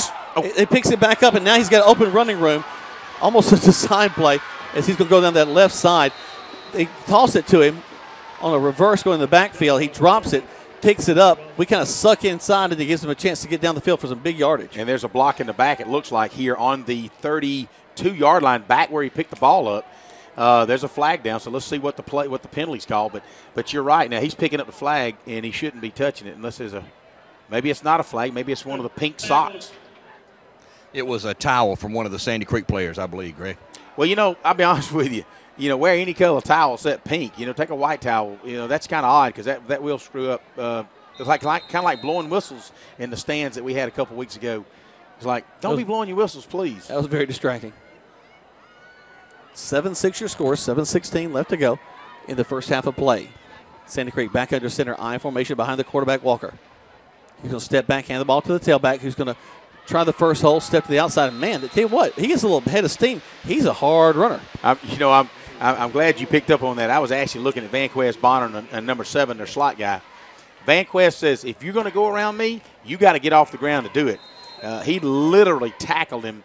It blocked him hard, tackled him down to the ground in the first 2 yards. And I don't know what the rules are in high school, but typically you're allowed about a 3 to 4 yard buffer. But after that, you got to let him go. Well, 7 got off the ground, kind of miffed. Just don't let him go those 3 yards. Back to the handoff. They get a little bit more yards. A first down on that inside the, what's going to call it, with a 21, 22-yard line? That's what it looks like, Jack. The initial hit was made by Tristan Thompson in the background hit along with Austin Carter. And Sweeney really just stumbled forward about 3 yards and able to pick up the first down. That'll move the chains down. They've got to get down inside the 12 for a first down. So with 6:19 to go until halftime, Sandy Creek 7, your Troup Tigers 6. Creek running again down the field. They're going to have a flag on that play. Looks like we have illegal motion again. Yep. That's about the 4th illegal motion. It is. And I think, Tony, you may correct me on this, but what I'm saying, too, and they put a man in motion, they got to go to the guy that's shifting at the same time.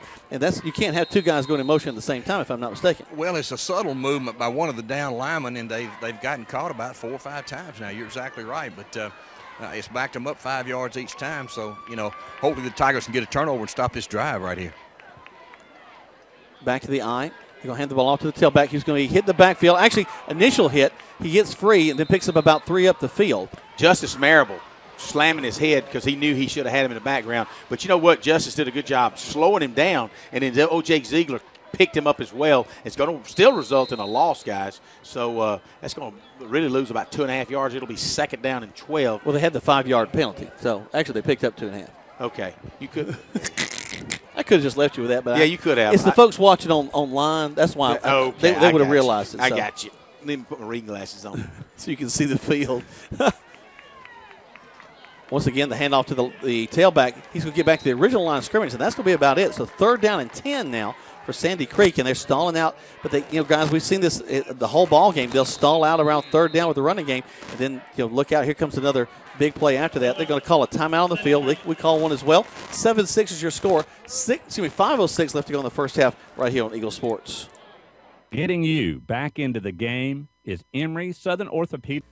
A money-saving party. We got great quality and value. We'll get you kick-started. Yes, it's the right time and the right place is Holmes Pharmacy. You'll save like never before. Save money when you buy. And we accept Medicare, Medicaid, and private insurance, and each buyer is treated like a franchise player. It's all at Holmes Pharmacy. Holmes Pharmacy with location. You're listening to Eagle Sports, WLAG 96.9 FM, 1240 AM, and online at eagle1023.com. Now back to the field for more Troup Tiger football. Welcome back to Troup High School Tiger football. Tigers trailing right now 7-6. 5:06 left to go in this first half of play. Tigers make their way back on the field after Sandy Creek calls the timeout. 3rd down and 11 for Sandy Creek. I tell you what, that was not a good spot for them. I thought they got back to the original line of scrimmage, so 3rd and 11 instead of 3rd and 10. Down here, the Troup Tiger defensive line is really doing a great job. They're winning the line of scrimmage. I know it doesn't look like it, but they're really causing a lot of problems for that big Sandy Creek offensive line. Well, yeah, I would say look at 5 on your wideout, and I don't see 7 in the ball game. If he is, he's hiding. Twins to this near side with a wing to the right. They're going back up to pass, throw it towards the corner, and it's going to be thrown out of bounds. So the coach not really happy with his quarterback, as that was what you usually see is folks are in the end zone throwing to a corner, and they threw it to the corner and just out of bounds.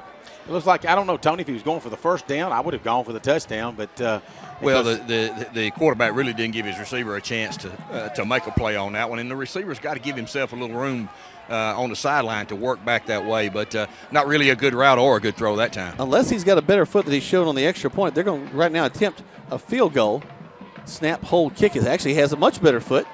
This is going to sail in, and they're going to tack 3 on the board. So 10-6 now with 5:01 left to go. When we come back, the Tigers will have another chance at offense right here on Eagle Sports.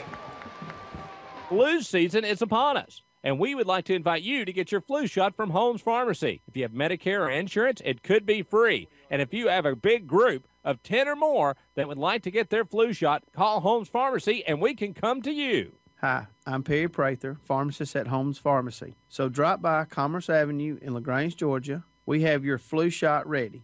So come see me or any of my fine staff at Holmes Pharmacy today. You're listening to Eagle Sports, WLAG 96.9 FM, 1240 AM, and online at eagle1023.com. Now back to more Troup Tiger football. Welcome back to Troup High School Tiger football. 5:01 left to go in this first half of play. 10-6 your score. Sandy Creek leading. They're set to kick the ball off again. All right, got a quick whistle. Illegal procedure against. How? Really? How? They hadn't even moved. They just whistled the play, and how do they? Illegal formation against the kicking team. They did not line up 5 yards to the ball. So they got to be 5 yards from the ball. So they've got to be on the 35-yard line. You got about 4 kids that are on the 36-yard line. Okay. But wouldn't you wait until they kick the ball before you call? No, I guess not.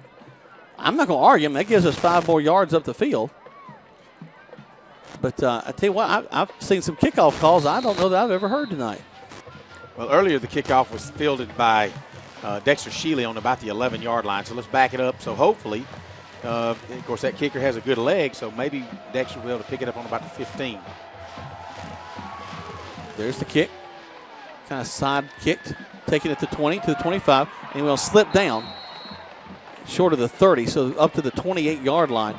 And it looked like we could have picked up a little bit more than that, but that's not too bad a return right there. Nice running catch by Say Sanders, just because he placed it in an area just outside. Say was in on the hash marks, and he just drilled it kind of toward the corner there. Say ran up and picked it up, and his momentum picked up another 6 to 8 yards. Say actually tried to make the cut and slipped on the turf. I guess we wet that side of the field like Woodward wet it last week as well. So, but anyway, the Tigers, I think on their 3rd series now of this first half. And that's crazy.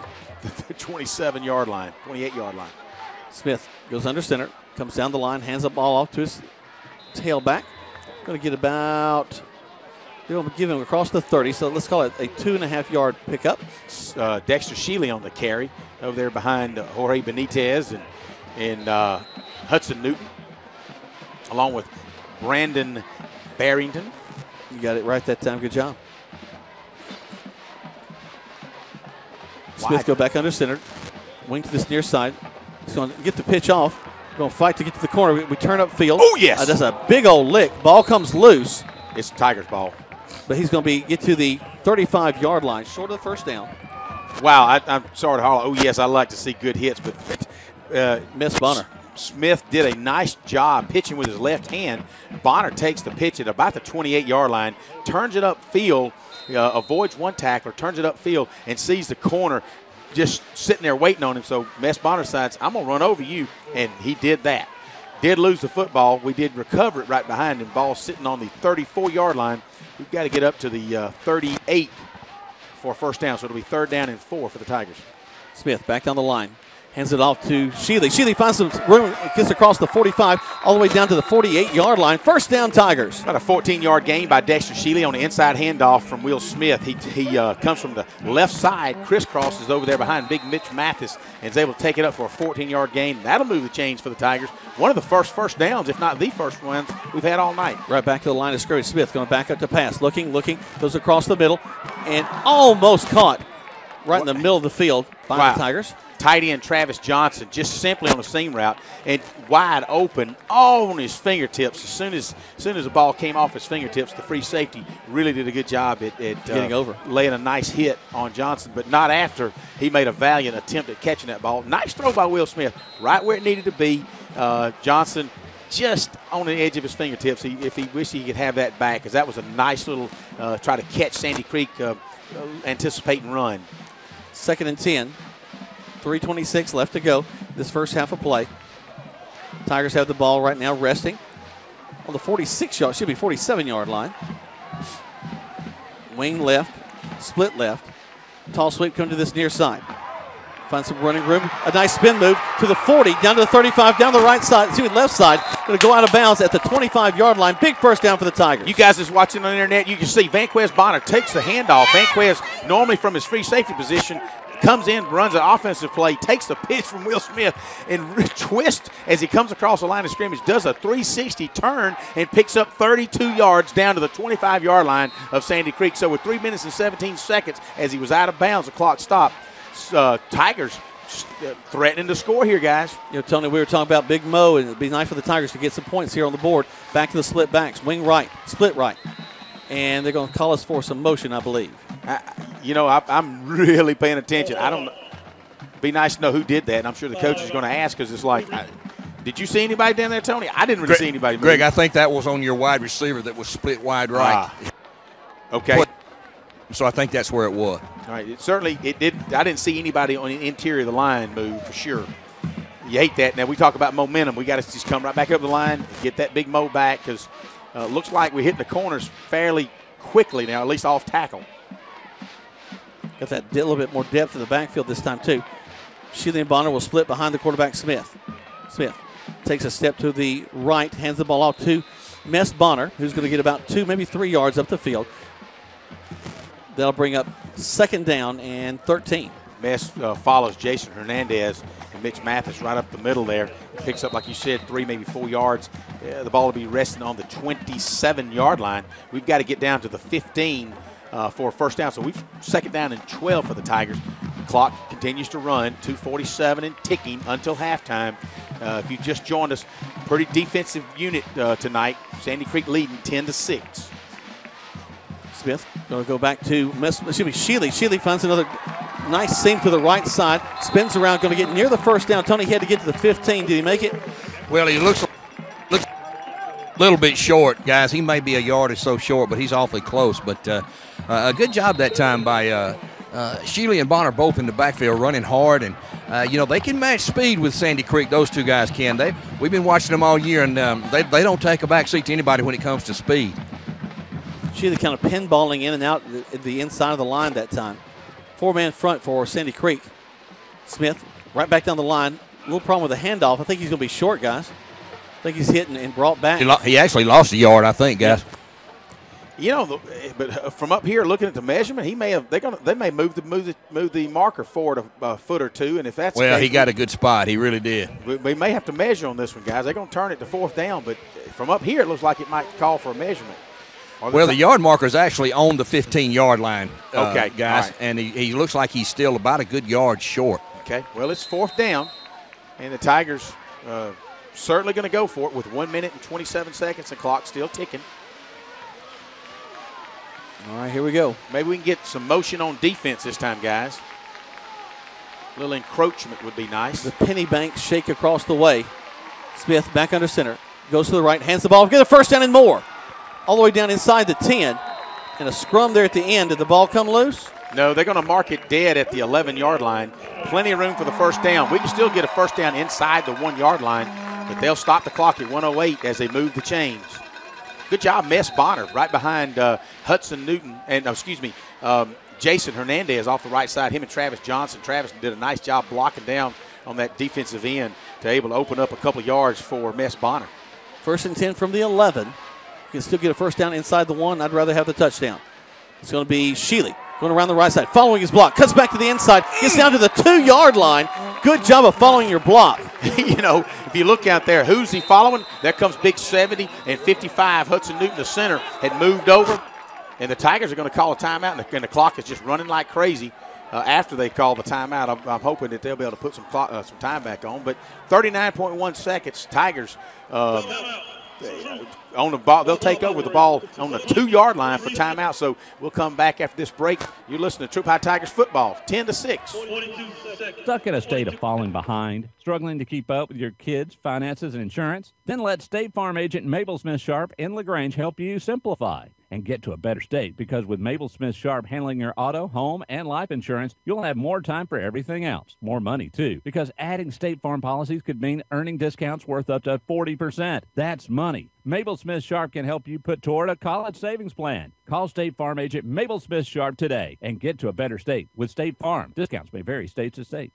Now back to more Troup Tiger football on Eagle Sports, WLAG 96.9 FM, 1240 AM, and online at eagle1023.com.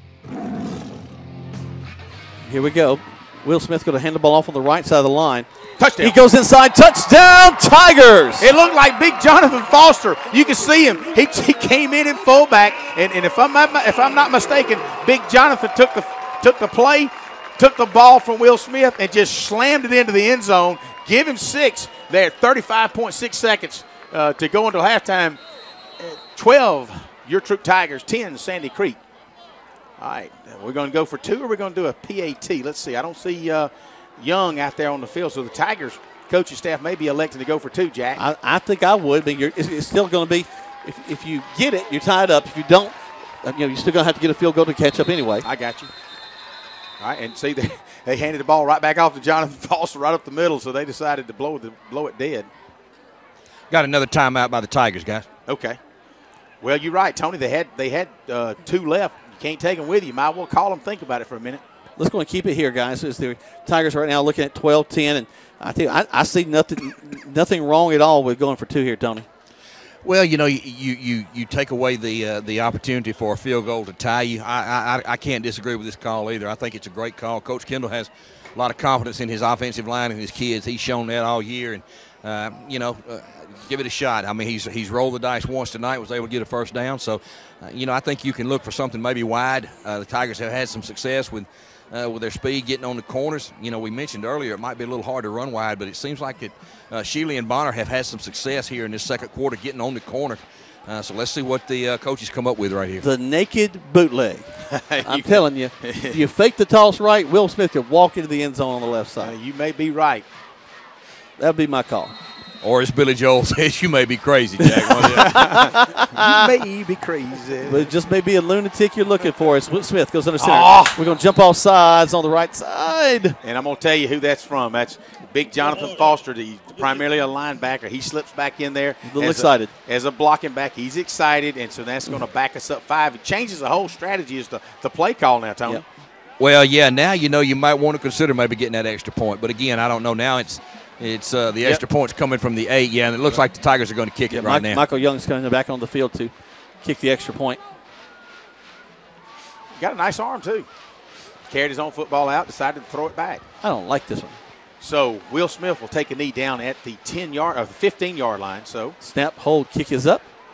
And this time The kick is good. From a 25 yards out. 12-11 is your score.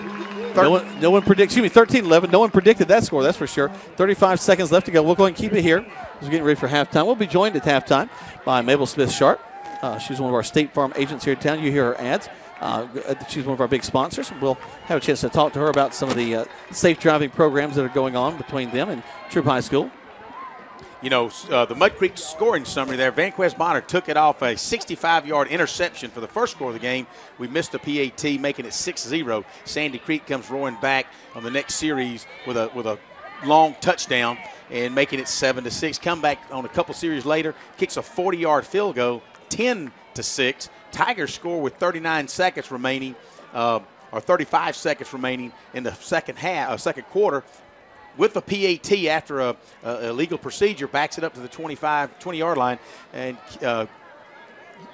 Michael Young kicks a 25-yard PAT, kind of a field goal, if you will. So the Tigers lead right now 13-10. Is it 10 or should that be 11?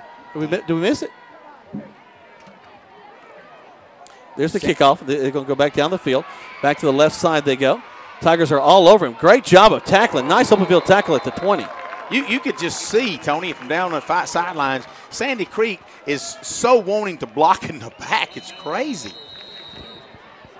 Well, it looks like we got I don't know if this is a late flag or another towel. We'll see, but something happened under that pile there. We'll see what the call is. They're looking over here toward the Tiger sideline, so let's see what this call is with 28 seconds to go till halftime. Hopefully it's nothing that's going to go against the Tigers here. As they had, I tell you what, that was a nice, just kind of rode him down. Now, reminder, Tigers, that a reminder.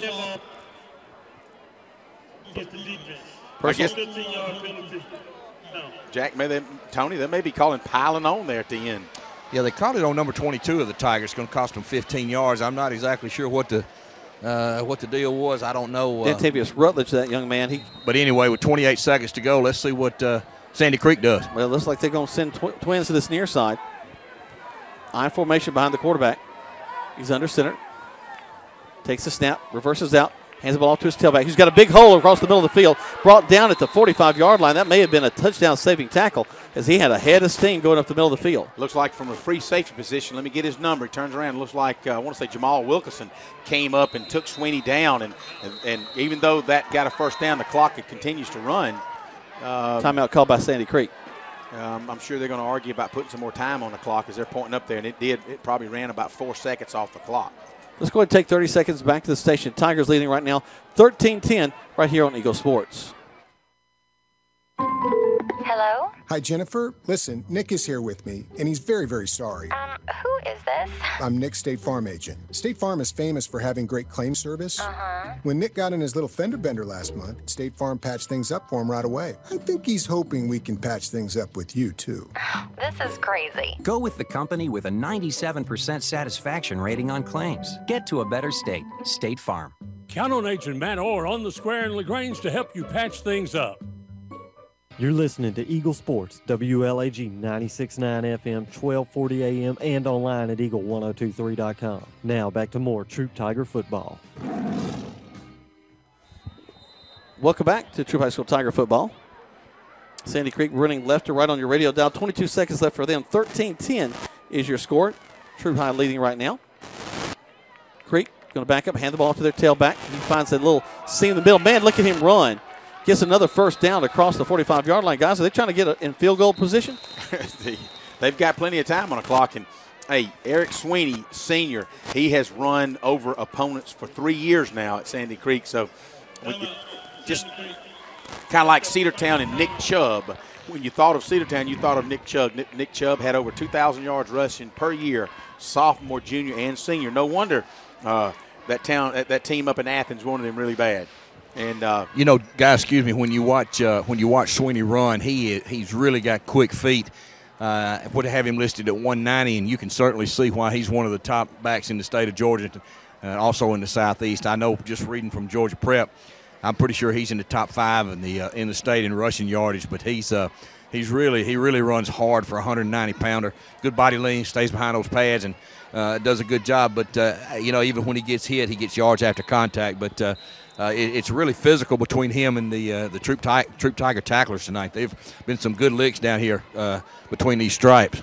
And he's found some openings over on that left side, kind of unusual. Well, the Tigers are trying not to get beat deep here. The last thing you want to do is give up a touchdown before the halftime. So I don't know if they have. I think that's their last timeout. So this will be an interesting call here. They got to do something to make sure if they don't get the first down, that the clock stops. Tigers with a 5-man front. Single back in the backfield with the quarterback swinging. He's going back up to pass. Throw a quick out to the left side. And just like you said, Tony, he's right there so he could go out of bounds and stop the clock. There's 9.9 seconds left to go. And they've done this not with just with passing. They've taken Sweeney and moved him right up the middle on the hash marks, kind of keeping him out of the middle of the field, keeping him from the hash marks over toward the Sandy Creek sideline. They kind of feel protected there. Well, right now, they were, before they had the 2 timeouts, they weren't limited to what they could call. But with 9 seconds to go now, they're going to have to stay near that sideline maybe or take a shot at the end zone to at least try to get an attempt for a field goal here. Quarterback goes back under center. Tigers showing blitz. Backs up the pass. Looking, throws it back to the far side. He's going to get out of bounds, and that's going to set him up for a nice opportunity for a field goal try. Well, we know the kid's got the leg. He's already kicked a 40-yard field goal. So it looks like with 5.6 seconds, they'll bring the field goal unit on. And the ball is resting on the 20, so it'll be about a 42. That's exactly right, about a 42-yard field goal attempt. Almost exactly the field goal attempt that he had earlier. Actually, 37. So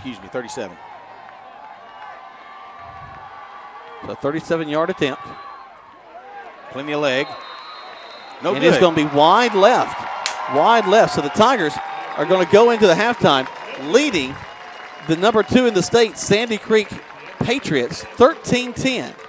We'll keep it here for just a second, see if Tony has a chance to catch up with Coach, as he's going to be very fired up sending these folks inside.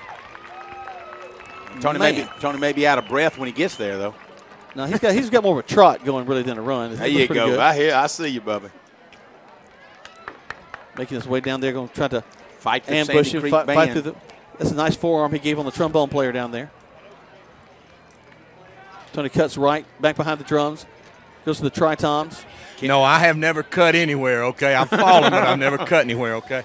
I saw Kendall gave you the thumb up, so he's going to talk to you. He's putting up those headsets of his. He told me he has to take good care of those things. They're pretty expensive, so you don't want to get any dew on them. But, good first half of the Tigers. They've certainly done more than hang around. Well, you're exactly right, Tony. They've matched the physicality with Sandy Creek, and so I'm sure Coach Kendall will be pleased with the way they played, and we'll just ask him right here, right quick. If the flag court coming, they're going to try to get Tony to go out on the field and toss the baton. I never could dodge. You know what I'm saying? Nice first half, Coach. Your assessment so far? We're in a dogfight. We're in a dogfight with a great team. Our guys are playing their guts out right now. And, we played a lot of defensive downs at the beginning, and I thought defense did pretty good there. Of course, we allowed the touchdown, but then we started making some stops and got offense going. Offense looks like we've now settled down and found a few things that are starting to click. And, we had to gamble a couple times, and it's a huge game. Every game we're in right now is a playoff game. So thought it was worth the shot, and it has worked out for us. And then we were going to go for 2 down there, and, we had the penalty, so it was just the right thing to go ahead and kick and take the 3-point lead right now at halftime. But we got to come out playing like we're two touchdowns down like we always do. Keep that intensity we have going right now, and it's going to be a battle. All right, Tony. Appreciate you being down there talking to Coach. Coach, with the Mud Creek going into halftime talk down there. Sponsored by Mud Creek Graphics. The coach's comments from the sideline. I apologize. I just found a hornet falling on my head that just fell out of the ceiling, so I was slightly distracted as Where's he was. Tiny? Got to fumigate this place. My goodness gracious. But we're about to go into halftime. We'll be joined by Mabel Smith-Sharp from State Farm. We'll also talk about some of the things that happened this first half and get you caught up on what's going on all around Region 4 Quad A. You're listening to Troup High School Tiger Football. They're leading right now 13-10 over Sandy Creek right here on Eagle Sports.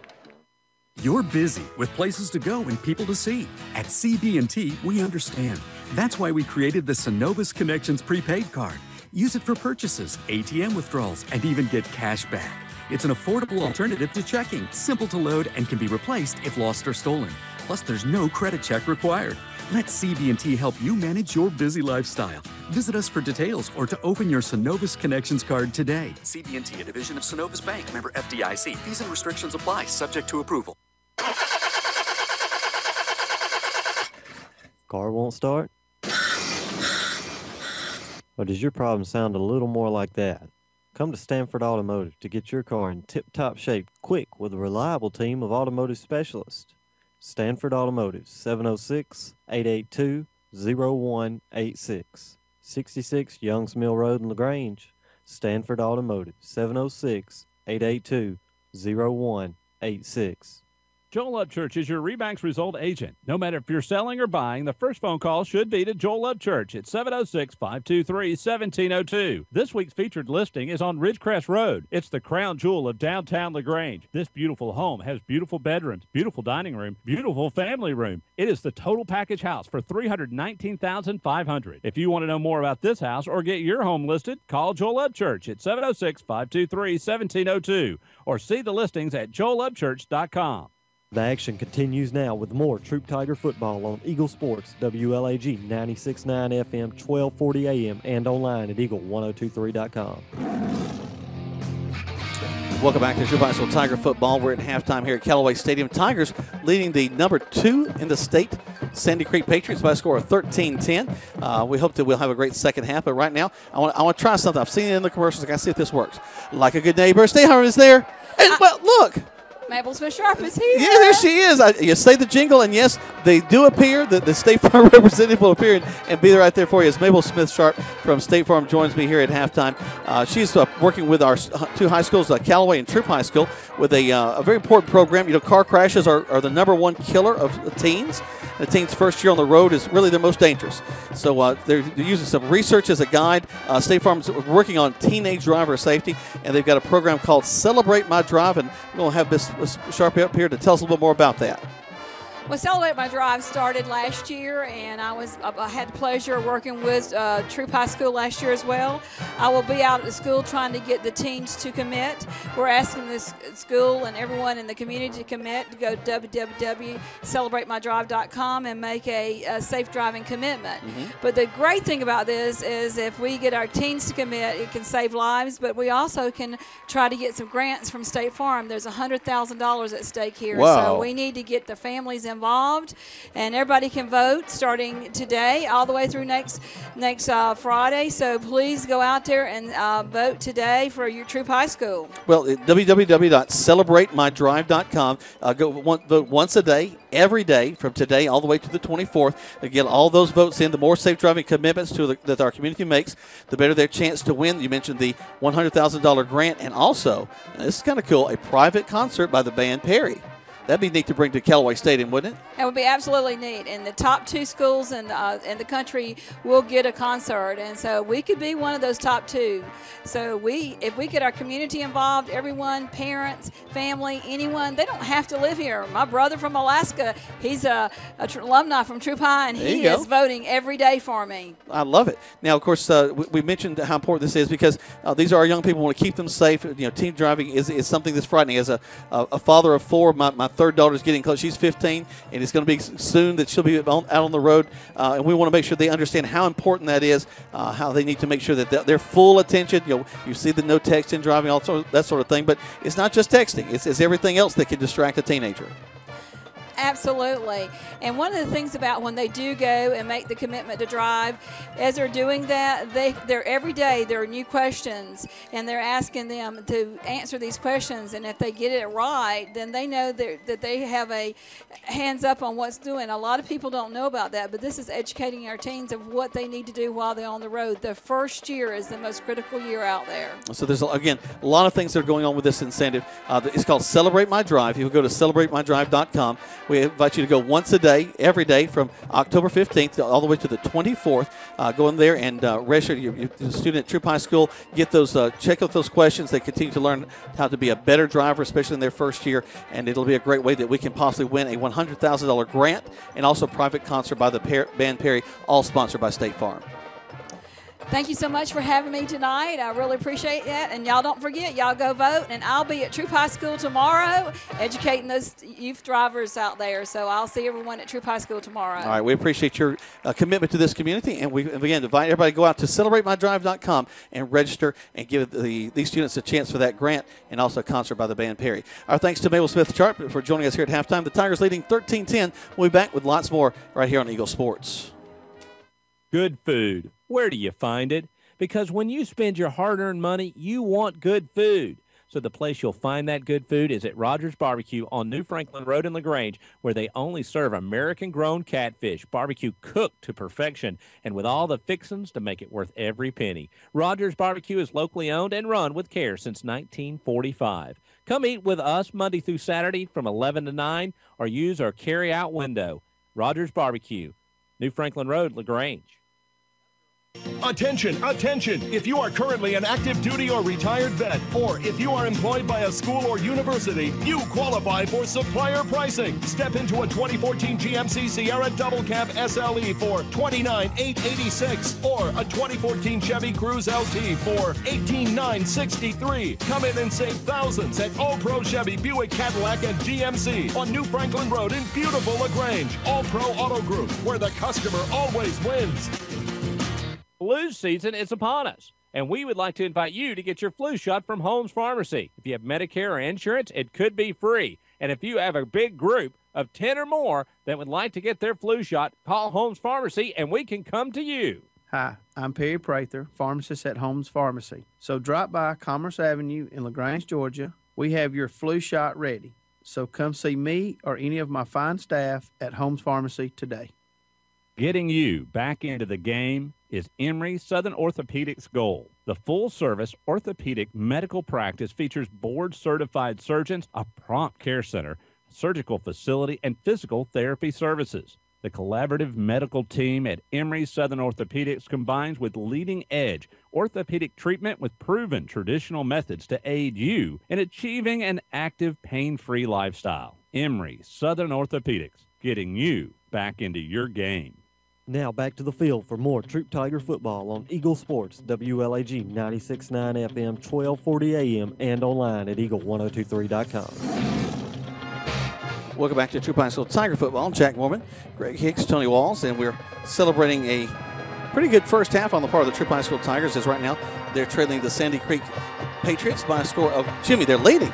I was just naturally going to say that, but they're leading 13-10 over Sandy Creek right now here at halftime. And I'm really proud of the effort that the Tigers have shown so far in this first half of play. Now, the Tiger offense has not been on the field that much. In fact, really, they did not get their first snap on offense. Let me glance back at my notes here.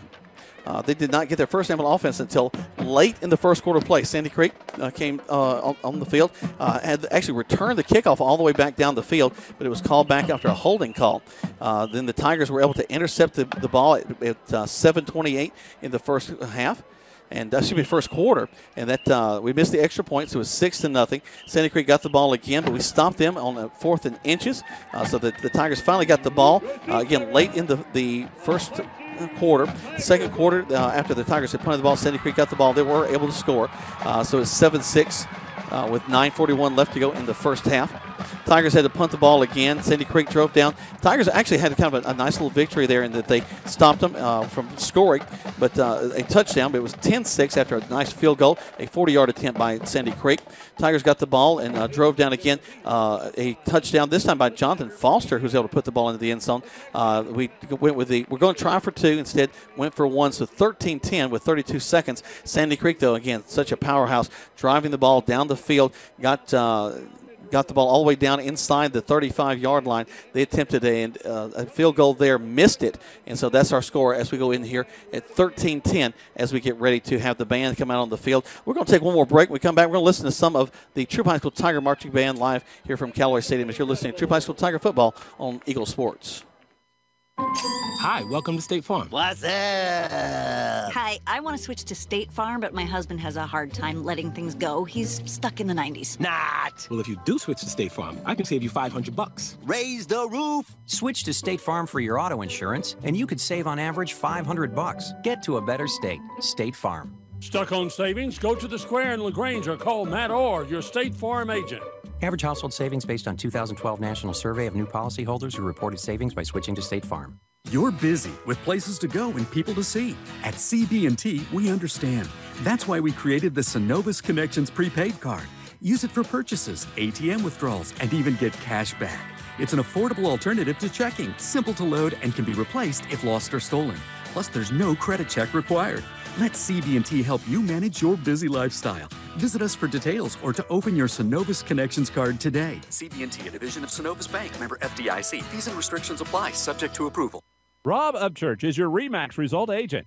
No matter if you're selling or buying, the first phone call should be to Rob Upchurch at 706-523-0014. This week's featured listing is better than new. A spacious home on a 1.5-acre lot in the Rosemont area. Hardwood flooring, oversized family room with a huge master and a huge master bath. If you want to know more about this house or get your home listed, call Rob Upchurch at 706-523-0014 or see the listings at robupchurchsells.com. The all-new, all-pro Hyundai in LaGrange is offering the all-pro advantage. Friends and family pricing on all-new Hyundais for everyone. Save thousands with 0% financing on 2014 Sonatas and Elantras. Purchase a 2015 Sonata for only $20,899. All veterans receive an additional $500 on top of our already low prices. Visit us at 1405 Lafayette Parkway, LaGrange, or online at allprohyundai.com. The all-new, all-pro Hyundai, where the customer always wins. You're listening to Eagle Sports, WLAG 96.9 FM, 1240 AM, and online at eagle1023.com. Now back to the field for more Troup Tiger football. Welcome back to Troup High School Tiger football. Jack Mormon, Greg Hicks, Tony Walls down the field. And right now you're hearing the tribute to the movie The Incredibles by the Troup High School Tiger Marching Band. They're doing a tremendous job out there. We mentioned a little bit about the scoring in the first half. Let me give you a chance to hear a little bit of that as we'll play a couple of highlights. First of all, let's go and talk about actually Greg Hicks is putting on his headphones. I'm going to let him call for these two highlights. Let's see if he can handle all that. That's a lot of pressure for him. If I can get off his headphones here. There you go. Can you hear me now? I can hear you now. But we got two highlights. I'm going to let you play back for them. First one is the interception return for a touchdown. Then we got the other touchdown late in the ball game. So I'm going to turn things over to Greg and Tony, and they're going to take it from here. All right. Well, welcome. I was about to say, welcome back, Greg. Well, thank you for having me back. It's kind of neat when you go down into the stands and you talk to a lot of the players, a lot of the players' parents, if you will.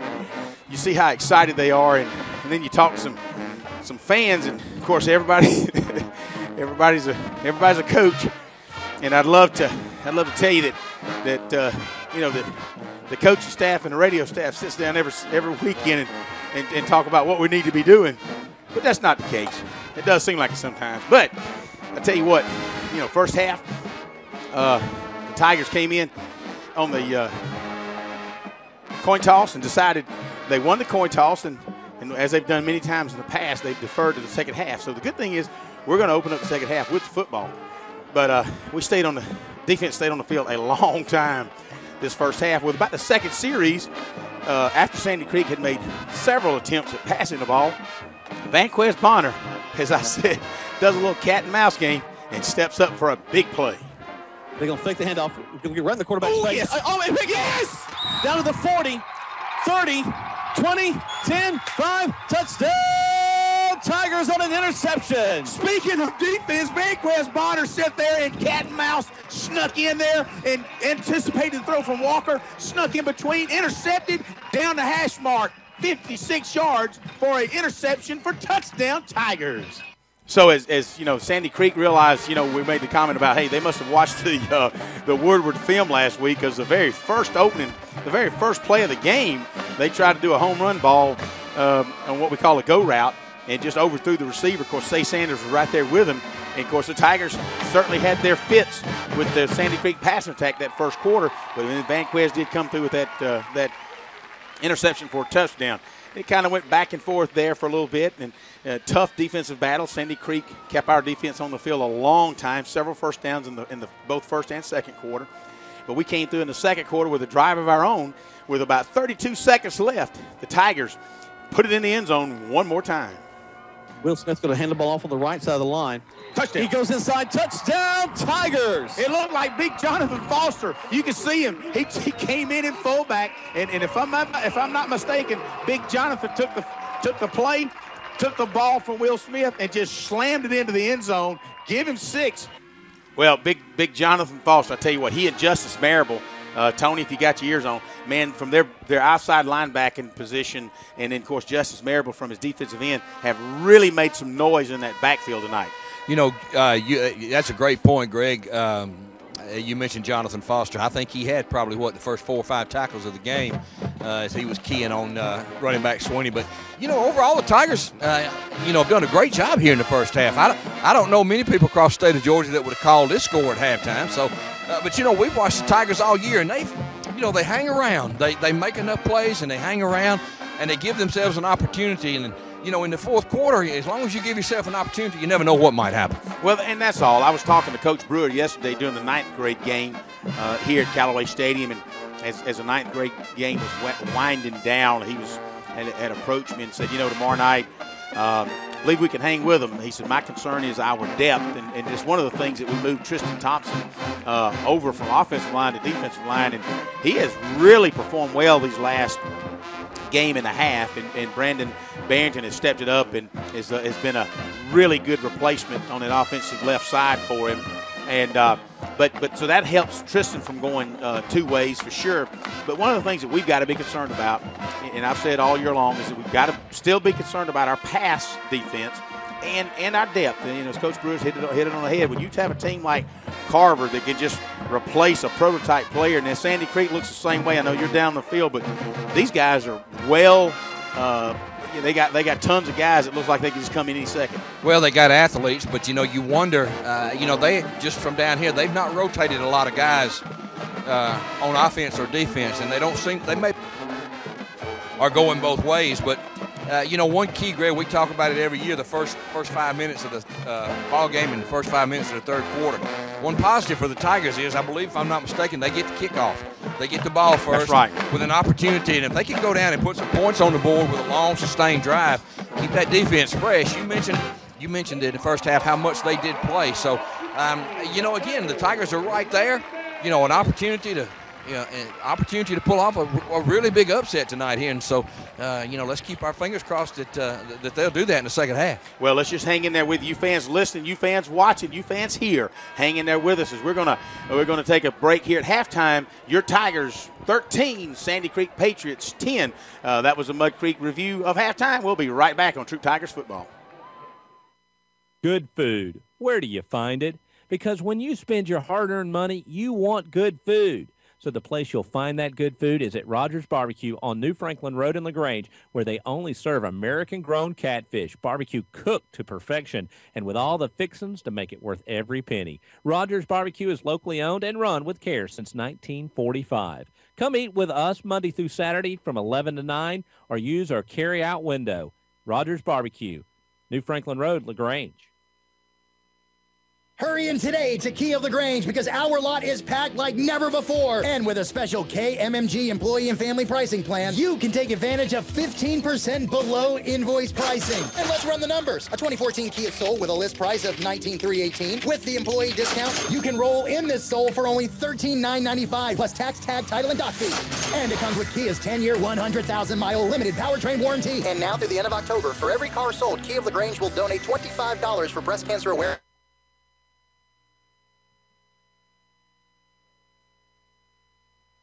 Holmes Pharmacy. If you have Medicare or insurance, it could be free. And if you have a big group of 10 or more that would like to get their flu shot, call Holmes Pharmacy and we can come to you.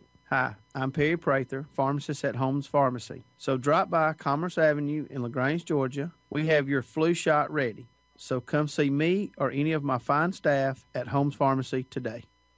Getting you back into the game is Emory Southern Orthopedics' goal. The full-service orthopedic medical practice features board-certified surgeons, a prompt care center, surgical facility, and physical therapy services. The collaborative medical team at Emory... Mr. Goldman loved his family a lot, didn't he, Dad? He sure did.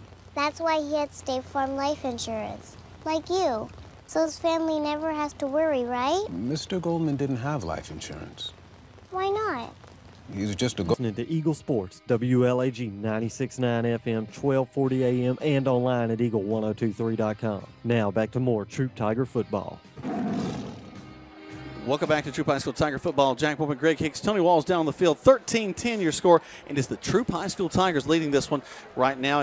We've talked about how difficult this region is, guys, and part of the reason is because anybody can put up a quality half. I mean, the Tigers have done it 2 weeks in a row, right. Leading at halftime against ranked teams. But it's that second half that we've really got to step up in. And, guys, we get the ball back. We defer to the second half, so the Tiger offense is going to get a chance to get on the field. And, hey, let's turn those tables. Let's let our offense stay on the field for the first 5 to 7 minutes of the first half. It's interesting that you say that, Jack, because I ran into Philip Smith, Will's daddy, and introduced him to a couple of folks, and it's like, hey, of course, his being his son's the quarterback, would love to see kind of what we did in the last drive last week against Woodward. A couple little down and out, little flare passes, kind of manage a short passing game along with the running game. But you're right. It's a tale of two halves, and let's hope that we'll win both halves. That's the big deal here. And a team like Sandy Creek, they're not going to go away easy. And one of the things that I think we need to be aware of and be ready for is that pass defense. And needless to say, Eric Sweeney was rolling in. There's no reason to believe he's not going to want to carry that football some more. Well, you're exactly right. The Tigers right now will drop 2 men back deep. They'll be standing about the 5-yard line. Sandy Creek making sure they've got enough people on either side of the ball and that their guys are standing on the line of scrimmage and not too far back and get a bad formation call. It was like Cameron Russell and Mess Bonner inside the 5-yard line. For the Tigers, next level is Say Sanders and Dexter Sheely. Sandy Creek will kick it off, a nice high kick over to the corner. Caught, and we're going to go out of bounds. Oh, my goodness gracious, hating that. Almost could have let it go, and I think it may have gone out of bounds, brought it up to 35. Instead, Dexter Sheely was there, made the catch, got right to the line and fell across. Tony, you should have pushed him on in. Well, let's not forget, that's about the second or third time tonight that the Sandy Creek kicker has done a tremendous job of directional kicking. On the kickoff, you can't sit there and wait for that thing because it's a live ball. Common sense just tells you to go get it. Right. And placing that ball right there, you don't. That's a good job by their kicker to. I'm sure they would love to have the ball gone out of bounds, but let's give that kicker credit for his directional kicking. And players make plays, that's for sure. Tigers going to go off the left side of the ball, hand the ball in from the line. Pick up about 3, 2nd and 7. So we opened the second half with the ball on the 8-yard line. It'll move it out to the 12. We'll pick up 4. We'll take 4 every time, guys. It's 2nd and 6. So the Tigers looking for just that methodical style of offense right now as they kick things off. But now you can do a lot more 2nd and 6 than you can in 2nd and none, That's right. Smith will reverse out. They're going to run the inside trap. Wow, they collapsed down on that pretty quick. Had a hole there for a minute. We talk about piling on. We had a Sandy Creek player that decided to jump in there the last second. And we were called for that roughness piling on the kickoff earlier. And that was pretty obvious right there. But, again, we're not out there calling the plays. If we were, I'm sure I'd call an honest game. Yeah, I'm sure. Just like the honest service you can find at Mud Creek Graphics. There you go. 3rd down and 5 for the Tigers. Smith back under center. Split backs behind him, wing to the right side. Reverses out. Going to roll to his right, looking to pass the ball. Throws the ball. And just Cameron Russell was right there. He was open. Was going to get the first down, but just goes a little bit too far ahead of him. Falls incomplete. And I know it's Philip Smith. He's sitting here shaking his head because that's exactly what we just talked about. A little down and out pass using Cameron Russell. Wide open.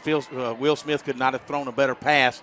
And I know Cameron Russell is just sick at it as he comes off the sidelines and just aggravated with himself that was a first down for the Tigers had he made that catch. So Smith will have to stand on his end zone line. Sandy Creek bringing the house. There's a snap. Gets the kickoff. Kind of wobbles around. He's a Sandy Creek player, and then Sandy Creek's going to get on it, I think. Austin Carter was right there on it, but unfortunately he was just a half a second late as the Sandy Creek player really didn't even see it. It just kind of bouncing his way, and he slipped down on it, and Austin was alert as well, but couldn't quite get there. It bounced off the Sandy Creek player at about the 45 of the Tigers, bounced back into Tiger territory where Sandy Creek recovers it at the 38-yard line, so that's where they'll start. So short field now for Sandy Creek, and the Tigers really got to tough it up on defense now. Stop them. So Sandy Creek has the ball on the 38 of Troup. Their quarterback goes under center. The play's whistled in, and here we go. The reverse out, hand the ball off to the tailback, Sheely. Sheely hit and kind of stumbles forward.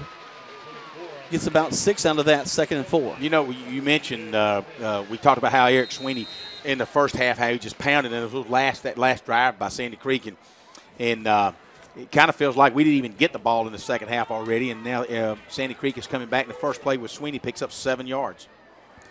Back to the I. They reverse out, hand the ball to Sweeney again. He changes his line. Was going to go inside, pops it outside, picks up the first down yardage just across the first down marker. They'll move the chains, and they'll bring 1st and 10 for Sandy Creek at the 26-yard line. Good job by Emmanuel Trammell there to keep him from getting outside. But you're right, Tony. What a lot of energy Sweeney is. He just gets up off his feet, ready to roll. It's like he wants to just run over somebody else. Well, he can't wait to get that next handoff. You know, he really runs hard. Really impressed with running back Sweeney. Back to the I for Sandy Creek. Reverse out. The fullback will get the call this time. And, boy, he's hard to bring down. He gets across the 25 down to the 23-yard line, brings up 2nd down and 5. Had Austin Carter with the initial hit, and then Jonathan Foster, and then Justice Marable had to finish him off. And after you said right, Jack, the fullback picks up 5 strong yards. And one kid that really has only his 2nd touch of the game, and he's one of those, any fullback is not used a lot. When you do use him, all of a sudden he's susceptible to picking up a 30-yard pop. Go back under center. This time it's going to be Sweeney again, the ball carrier. He follows his blockers, pops out to the left side, tries to get to the pylon. He's going to dive forward. They're going to mark him. Mark him out at about the 3, guys. Okay, at the 3-yard line. So 1st and goal for them. And he was scrambling, trying to get to that pylon, lean forward. Luckily, he didn't lose the ball. He wanted a NCAA play and didn't quite get it. They're going to mark him out at a little past the 3-yard line. So it'll be 1st down and goal for the Patriots. So they drive the ball right down the field after a short field. Now they're 1st and goal. And Sweeney will get the call again, and he'll go in the end zone for a touchdown for Sandy Creek. Not quite what the Tigers had envisioned at halftime, knowing that we were going to take the ball opening drive. And it kind of started out, as Tony, as you pointed out, what an excellent kick by their kicker. He kicked it deep, and you're right, you got to jump on that ball, but unfortunately Shealy's momentum kind of stepped him out of bounds at the 7 or 8 yard line, and the Tigers kind of tough going the first 3 plays. Wish we could have that pass back from Cameron Russell, but to no avail. Sandy Creek will now tack on an extra point, making it 16 now, 17-13. Sandy Creek over your Tigers. They lead right now. Tigers trailing 17-13. Let's take a break with 9:07 left to go in the 3rd quarter play. You're listening to Troup High School Tiger Football on Eagle Sports. Stuck in a state of falling behind? Struggling to keep up with your kids' finances and insurance? Then let State Farm agent Mabel Smith Sharp in LaGrange help you simplify and get to a better state, because with Mabel Smith Sharp handling your auto, home, and life insurance, you'll have more time for everything else. More money, too, because adding State Farm policies could mean earning 40%. That's money. Mabel Smith Sharp can help you put toward a college savings plan. Call State Farm agent Mabel Smith Sharp today and get to a better state with State Farm. Discounts may vary state to state. Now back to more Troup Tiger football on Eagle Sports, WLAG 96.9 FM, 1240 AM, and online at eagle1023.com. Welcome back to Troup High School Tiger football. Jack Rowan, Greg Hicks, Tony Walls down on the field. Tigers trailing 17-13 with 9:07 left to go in the 3rd. They kick the ball off to us, aiming it for the corner. Tigers will take it there at the 10, back up to the 15. Nice cut to the 17, and that's where the Tigers will have it 1st and 10. You know, looking at Sandy Creek running down the field, they all maintain their lanes well, and when they hit you, you know it, because we've had several guys to fall backwards when they hit you. Their big momentum is there, and but good job by Miss Bonner being able to take that ball and on about the 7-yard line, move it up to the 17-yard line. So it'll be a 10-yard return, as the Tigers have it 1st and 10 from the 17-yard line. Real quick, I want to remind you, I'll talk a little more about this a little bit. Troup High School Baseball is having their Sportsman's Raffle. It's the 31 days of December. If you have an interest in that, those tickets are $25. I'll talk a little bit more about that in just a second. As the Tigers back on the field, split backs behind Smith. Going to go right down the line of scrimmage, hand the ball off the line. They're going to collapse down on us, get about a yard, 2nd and 9. No, actually, Dexter Shealy is kind of funny. He slipped forward. Okay, I missed the extra effort there. They didn't whistle him down, so he gets 5, 2nd and 5. Picks up 5, and one of those dark jerseys. He hit that football well on that one. We'll take 4 or 5 yards at a pop. Here's the Tigers. We talked during the break. We really need to answer this time with a score of our own. Smith goes back under center. Comes back down the line. Going to pitch it as Bonner takes the pitch, makes his way upfield, gets across the 25-yard line. He's going to be just short of the first down, it looks like, from this vantage point. Good pitch with Will Smith in his left hand, and good block by Cameron Russell, and now allows Mess Bonner to spring forward and pick up about 4 yards. It'll be 3rd down and 1. Ball's resting just outside the 25-yard line. Tigers stay in the huddle for a little bit. 12 seconds left on the play clock. Down to 10. They need to hurry and get this one off. Quickly to the line of scrimmage go the Tigers. Split backs in the backfield. Smith will go under center. Quickly down the line. Hands the ball off. And they're going to stuff him. I don't know. I said he didn't get it, but then again, depends on the mark. It's going to be close, Tony, if you can kind of mosey up there and take a look. But, man, he hit the ball hard, hit the hole hard. But let's see what they do with him. Well, it's a left foot spot, and it does look like a first down. Looks like the officials not even going to have to measure this one. All right, wow. So they move the chains, and the Tigers will get a first down on that one. Needed that really badly. Guys, I don't know if you can tell, but number 25 for Sandy Creek, name is Will Harper, young junior linebacker. Got a big hit on the kickoff, and he really put a hit on Will Smith a while ago on that option play to the left side. So it looks like Sandy Creek's trying to come out and maybe be a little more physical with the Tigers in the second half. A little intimidation factor going on. Smith going to fake the handoff, step up to pass, going to swing it out to the right side. It's going to fall incomplete. They're going to say it was a forward pass, not a lateral. And you know, Will stepped up in the pocket, had his little his secondary receiver in Shealy, but just kind of threw it down at his ankles. Luckily, it was a forward pass. But while he made that pump move, you had the corner biting on that pass, and Cameron Russell standing all out here by himself. And I know Will sits down and kind of reviews the film, and being a smart guy that he is, he's going to remember that next time. Because you really have to study these plays because, like you said, Tony, these cats come on you so quick. Smith, again, hands off into the line of scrimmage, and they sniff out that pretty good. Mess Bonner's taken down for a loss, I think. Well, there's no better friend to a defensive back than pressure. Pressure sometimes will really cause that clock to move a little faster in that quarterback's head. So far the Sandy Creek Patriots have come out with that pressure in the second half and forced Will to make some decisions quicker than he might want to. 6:54 left to go in the third. 17-13 your score. Tigers trailing Sandy Creek. They break the huddle with 10 seconds left to go on the shot clock, on the play clock. Smith, toss sweep around the right side. Bonner going to try to get to the corner. They're going to wrap him up before he gets to the 30. It looks like Sandy Creek really stretched it out that time, and we had 3 plays, and really you had a couple of opportunities there. But on the ground game, they're kind of shutting us down the first 6 plays of this second half, and I'm sure the coaches will come back and discuss some opportunities they have on that offense to be able to kind of soften up that Sandy Creek defense. At any rate, Will Smith will be standing back on his 14-yard line. He gets the punt off. It's going to bounce down, and Sandy Creek's going to pick it up at the 30. And we're going to be all over him, and we miss him. So he missed 2 different tackles. There's 3 different Tigers on the ground. He gets up to the 35 before he's wrapped up, and they'll have the ball there 1st and 10. Let's take 30 seconds back to the station right here on Eagle Sports.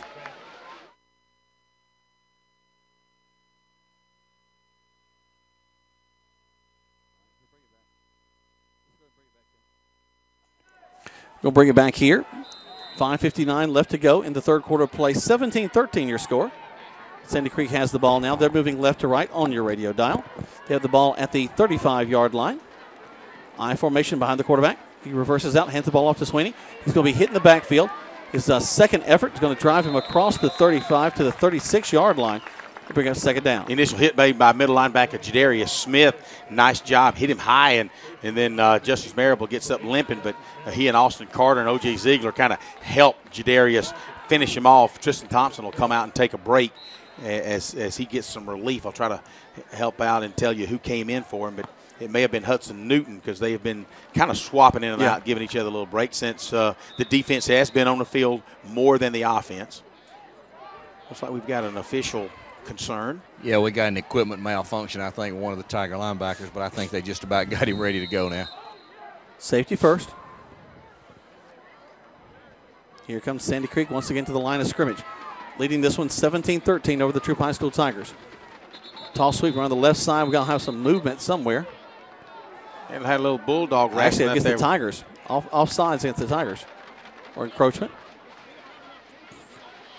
Eli Patrick over on the right defensive side of the ball, and looks like the tight end was in a wrestling move there. I hadn't really been to a lot of wrestling matches, but it certainly looked like one. I'll call Chick Donovan, see if he can help us out with that. I saw him today standing on the street corner. Slick Chick. About a 60-inch chest. He's standing out there. Got to be 60-plus years old. I think he could still take you, though, Greg. Oh, absolutely. Wouldn't even try it. They're going to reverse out Sweeney, go around that left side again. And the Tigers read it well. He'll get back to the line of scrimmage, and that's about all. He may actually lose a yard. Hey, give credit to O.J. and Austin and Eli, and from the backside, Jonathan Foster came in to help finish him off. And you're right, I don't think he gained a yard. He might even lost a yard on that one. It'll be 3rd down and 4. The ball's resting on the 42-yard line of Sandy Creek. 4 minutes and 34 seconds to go in the 3rd quarter. Sandy Creek 17, Troup 13. Here they come again. Just the fullback in the carry, a little inside trapping. Man, we just are all over that. Tony, I tell you what, I'm watching those linebackers pinch down inside. They're reading that run play well. And, guys, that's a big stop for the Tiger defense. Yes. They needed a 3-and-out right there. They didn't really want to give up any more points. And so an opportunity now if the Tigers can handle this punt to get good field position and get a score of their own. Hunter Mowers will drop back deep. He's going back to about the 20-yard line. As the Sandy Creek punter drops back, he'll be standing on his own 30-yard line. So it'd be nice to have a nice return. Sandy Creek punter jumped up like he's going to fake it maybe and come up under center. Gets it off. Pretty good punt. Taken at the 22-yard line. We reverse our field, which is never good. And we're going to lose yardage all the way back to the 12. Should have been at the 22. Mowers is kind of a little upset of himself, and they're going to move the ball up to the 22, which is where it should. That's kind of where his momentum started. He got initially hit, and the defensive guy locked up on him and drove him back to about the 12, slung him down. So they're going to bring that ball back up to the 22-yard line. They're actually going to mark it on the 20, which is where they'll start. So a lot better than the 12-yard line for sure, guys. A whole lot better. That didn't look good at all. But Hunter is certainly most of the time has a better head on his shoulders. Got good hands. He's been very sure with the ball, and that's a good thing. He certainly does have good hands, and when you're receiving punts, that's huge to be able to concentrate when these guys are standing around you. But sometimes, hey, we all make a decision we wish we hadn't have made, and he wish he could have gone forward. But at any rate, Tigers 1st and 10. Smith comes on the line. They're going to hand the ball to Shealy. He's going to be tackled in the backfield. He'll lose about 2, maybe 3. You know how – I'm sorry, Jack. You know how I mentioned earlier about the other night when I watched the football game with right. the Giants and the Eagles? Right now, it looks like Sandy Creek is all over us, Tony and Jack. And the question I have is, okay, what do you do as an offense? Do you have a short pass to you? What do you do to get these guys off of you? Because right now they're dominating that defensive line. Got to get all the way to the 30 for a first down. Smith comes back under center. Goes on the left side. Quick handoff. Gets across the 20-yard line, back to the original line of scrimmage. And they'll mark it there, 3rd down and 10 from there. Guys from down here, number 44, Trent Sellers for Sandy Creek. Senior 6'4", 245, playing defensive end. Really been involved on the last couple of plays. And it looks like, obviously, Sandy Creek has decided to take the run away from the Tigers because the Tigers have not made them respect the pass yet. So, and, of course, you don't want to turn over down here deep in your territory. You're only 1 score down with 2:40 to go here in the 3rd quarter. So it's you're trying right here to get some momentum going, Greg. But you're right. Sandy Creek's dominating the offensive line right now. Smith will go back to the line of scrimmage, hand the ball off the right side. A lot of the fans are hollering pass, pass, pass. It is 3rd and 10, and you've got to work on something to change that momentum. And they had a quick hit by Mess Bonner, picked up 4 yards, and just as soon now, I know the fans sometimes get a little aggravated about running or passing, but just as soon as we start yelling at the coaches about not passing, it's when Mess or Shealy's going to bust it for 60 yards. Right. And so. Flag on the play. And we're going to have movement on the part of the Tigers. They'll back us up. So the 5 we got, we're going to lose. So it was 4th and 6, and that'll be 4th and 11. So Will was standing on the 10. He's going to back it up to the 5. And, the first 2 series, guys, we've played inside our 20-yard line. So not a good start for the second half by the Tigers. Smith gets the ball off. Going to roll end over end, take a Tiger bounce. all the way down to the 40. And one of the Sandy Creek players is acting like he wants to go after it. I'm sure Mr. Jonathan Foster's having a meeting with number 1 there at the 40-yard line. Yep. Said, boy, I don't think you want to do that. Let's take 30 seconds back to the station as they switch ends. You're listening to Troup High School Tiger Football on Eagle Sports. Joel Upchurch is your Remax result agent. No matter if you're selling or buying, the first phone call should be to Joel Upchurch at 706-523-1702. This week's featured listing is on Ridgecrest Road. It's the crown jewel of downtown LaGrange. This beautiful home has beautiful bedrooms, beautiful dining room, beautiful family room. It is the total package house for $319,500. If you want to know more about this house or get your home listed, call Joel Upchurch at 706-523-1702 or see the listings at joelupchurch.com. You're listening to Eagle Sports, WLAG 96.9 FM, 1240 AM, and online at eagle1023.com. Now back to more Troup Tiger football. Well, Sandy Creek has decided that they're going to make this a big half for them, as this time big number 24, Eric Sweeney, takes a handoff that we've been stopping with the line of scrimmage on that left side because he loves that left side. But he dances and works his way, powering his way all the way down across the 50 to the 35-yard line where they'll have a big 1st and 10 from there. And, I've said it in several games. North Creek had until he got hurt, huge running back. I just like to see, I don't care who you are. Last week it was Elijah Holyfield and now Eric Sweeney. You just like to see good backs giving it all you got, and that's what he's been giving us. And he's going to be giving it one more time. He gets through the initial pile. He's brought down at the 30, so a gain of 5. And he's just kind of loping in there, guys. He's kind of jumps and dodges and twists, and he's like a deer kind of jumping through the woods there. Well, maybe he'll get hit by a Foster or something here in just a second. Somebody take him down. My goodness gracious. He is such a big kid the way he runs. He gets behind those shoulder pads and makes himself a target that's hard to bring down. Back to the eye. As we're going to pinch inside, they're going to go outside. We turn it inside, and Sweeney's going to make his way to the 25-yard line. He'll be just at the first down marker. Tony can't see if he got it or not. I think they're going to move the change on that. It was 2nd and 5. He had to get to the 25, and he got to the 25 and a half maybe. So they're going to just over the 25. They'll move the change. It'll be the first down. They're going to spot the ball on the 25-yard line of your Troup Tigers. And again, less than a minute. And this third quarter's gone by fast. We got the ball, didn't do much with it. I had an opportunity to throw a pass to Cameron Russell out in the flats. Didn't work out, and it's been really Sandy Creek on the next 2 possessions. Back under center goes Sandy Creek. The reverse out, fake the handoff to Sweeney. Wide Go open. throw it to the end zone. There's a man wide open there. It's going. Oh, it falls incomplete. We dodge a bullet right there. Wow, did you guys see that, the tight end? You got to lay out for that. I'm telling you, many opportunities like that. I mean, he was wide open. Quarterback put it looked like a good throw from where I was, guys, but I don't know. It could have been a little overthrown, but the big tight end barely overthrown. Just couldn't get under it. You got to lay out for that one right there. Give me all you got, but I tell you what happened is the tight end sealed down for half a step and then release because we're playing run right now, and who would have thunk it, the tight end goes out and almost had a touchdown. It's going to be Sweeney with the call again. We're going to hit him in the backfield this time. Good job by the Tigers at the 25, and that's going to end the third quarter play. We go to the fourth. Tigers trailing 17-13, still in this ball game big time. You're listening to Tiger Football right here on Eagle Sports.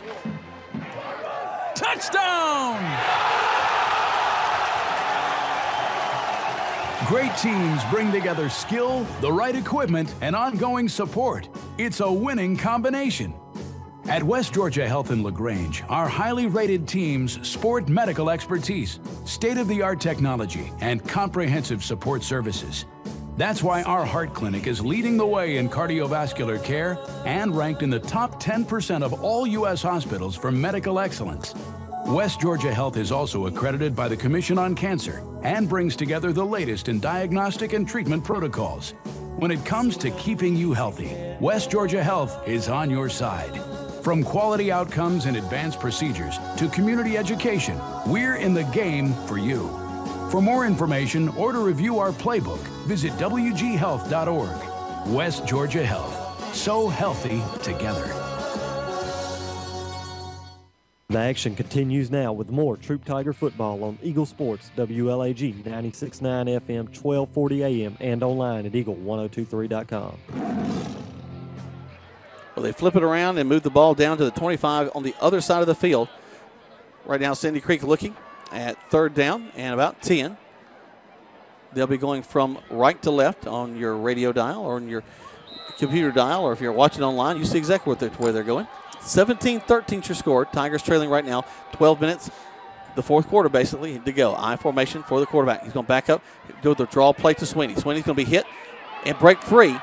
Cut back inside, slashing inside the 20 down to the, where they're going to mark him at the 16-yard line. It'll bring up fourth down. He didn't quite get the first down, but man, did he put a scare in you. You know, you delayed handoff again, and that the first time they ran it, he picked up 17 yards in a first down. This time he picks up about 9. It'll be 4th and 1, and I don't think Sandy Creek's going to even think about kicking a field goal, guys. No, again, that's another case where they had him in the backfield. That's and right. He pops out to the right and picks up the almost first down yardage. Watch that little fullback play. They try to draw the Tigers offside. Sweeney's going to get the call. He's going to be stopped in the backfield, but then he's going to get it across the 15. With his second effort, he drags a player down across the 15 down inside the 15 down to the 12-yard line. Emmanuel Trammell's the last one to get off the ground, and over there with Eli Patrick and Hudson Newton making the tackle. But, you know, go back to that earlier play on third down. Man, you had him. You hit him in the backfield. He wiggles loose. You hit him at the first-yard marker. He wiggles loose, and he winds up picking up the 9 yards on that play. Back to the eye. It's going to be Sweeney getting the call. He's just picking his holes right now.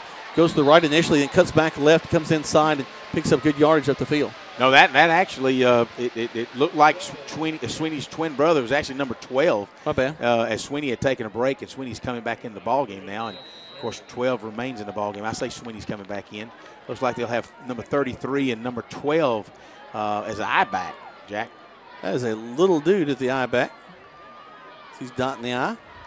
He's going to get the call, goes right, and he's going to go into the end zone for a touchdown. And I think we just didn't see him because number 12.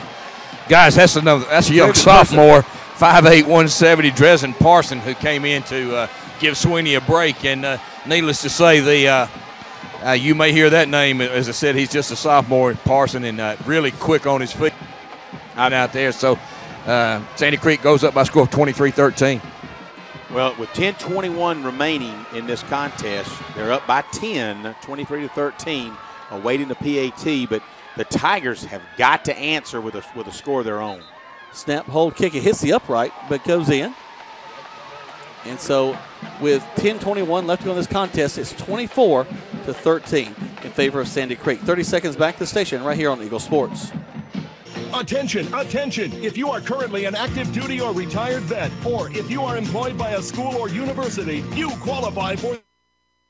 Step into a 2014 GMC Sierra Double Cab SLE for $29,886 or a 2014 Chevy Cruze LT for $18,963. Come in and save thousands at All Pro Chevy, Buick, Cadillac, and GMC on New Franklin Road in beautiful LaGrange. All Pro Auto Group, where the customer always wins.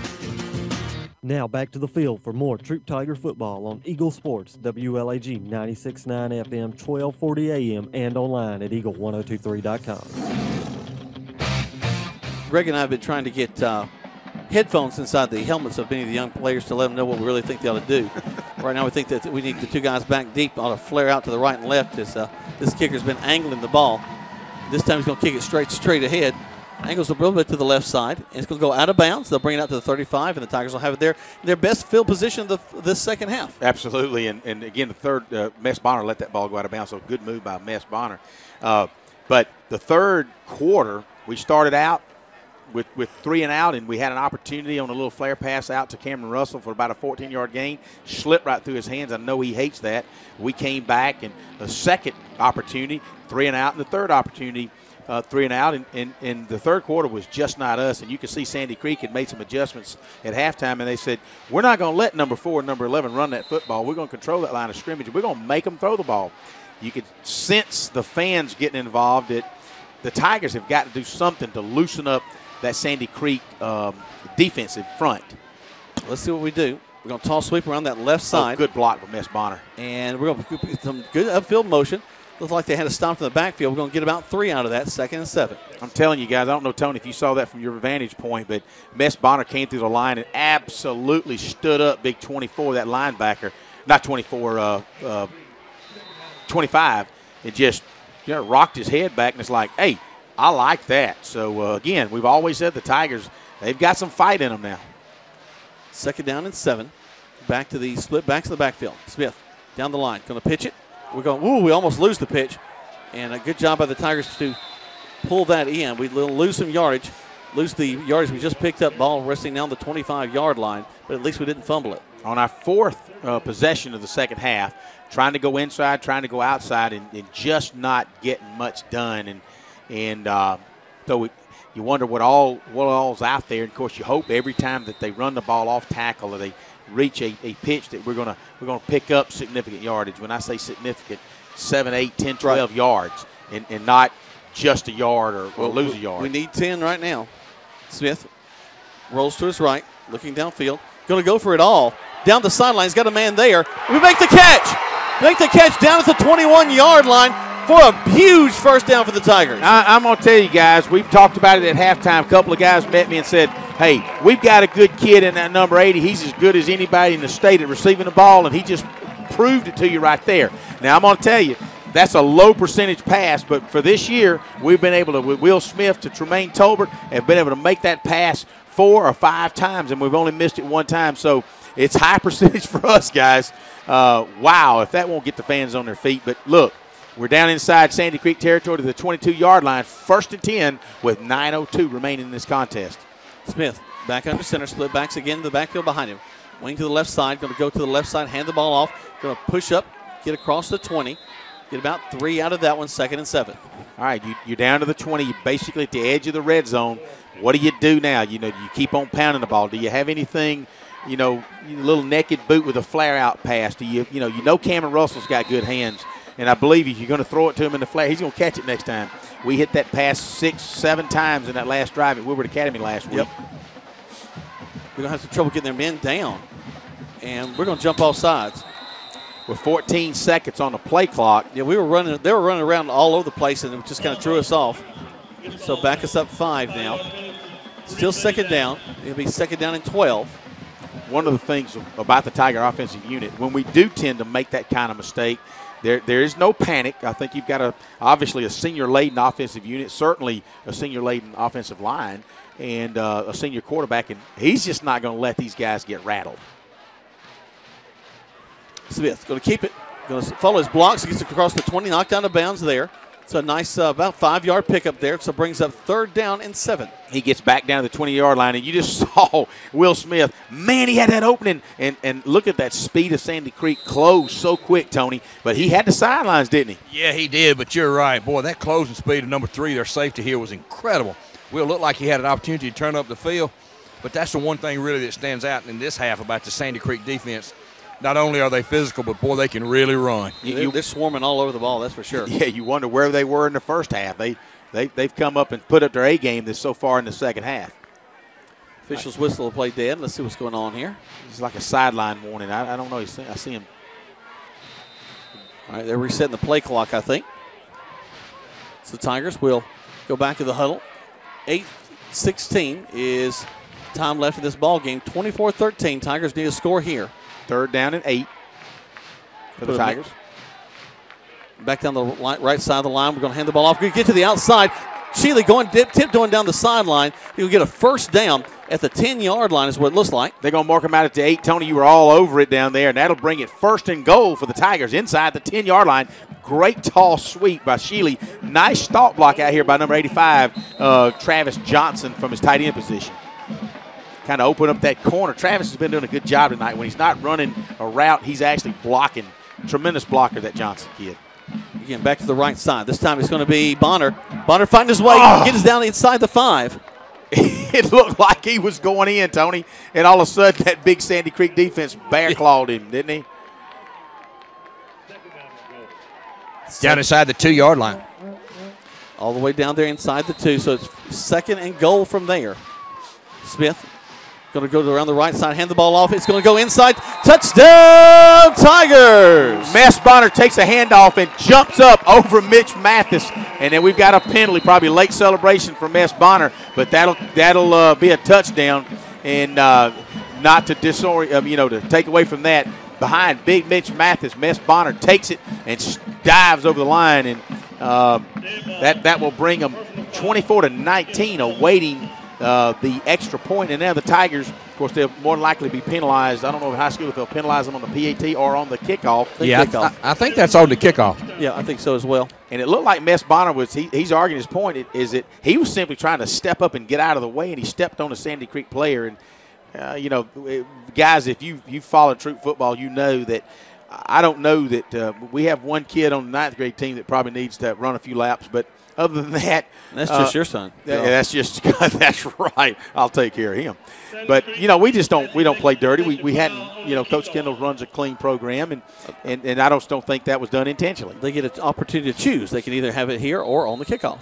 So Sandy Creek has elected to play it on the kickoff. Well, so the Tigers. Looks like the Tigers might go for 2 here, guys. You're right. Well, that's the call. Yeah, that puts you down by 3 if you can make it.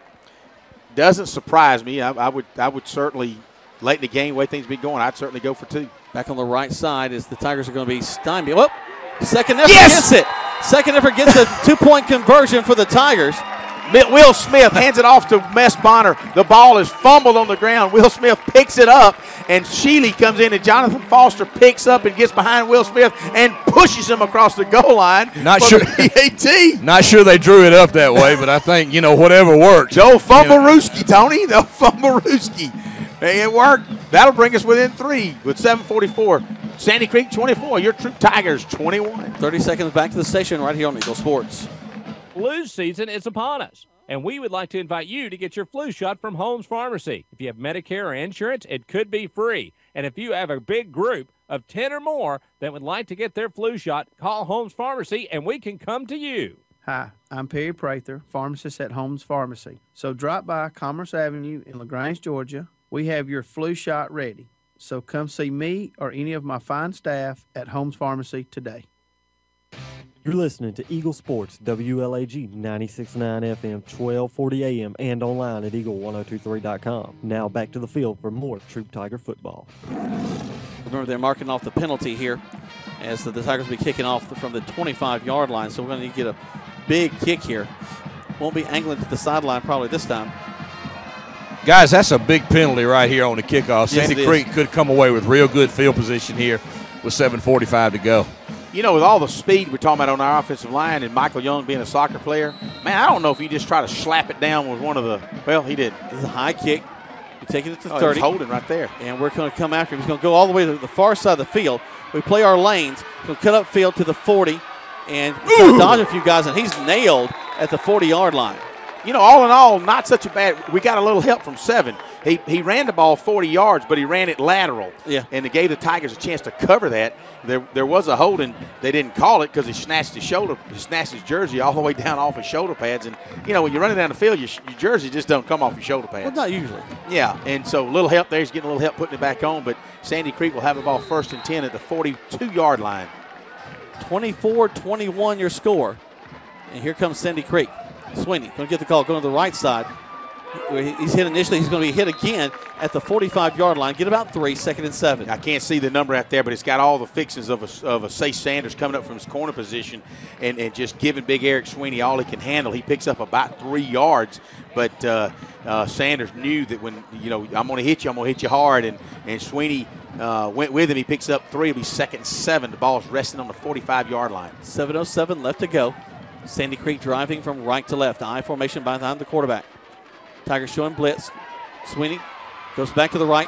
Finds that running room again. Going to get out of bounds at the 40 after he picks up a first down. Jamal Wilkerson there to run him out of bounds at the Tiger 40-yard line. That'll be about a 12 to 14-yard gain for Sweeney. And you can just see it, Jack, you've called it. He kind of hip hops and jumps through the line and like a deer. And he jumped up about 3 yards, stepped down quick. He's got such quick speed. And Justice Marable injured on the play. Looks like he's got a cramp in his calf muscle of all things. Yeah, he kind of ran off funny.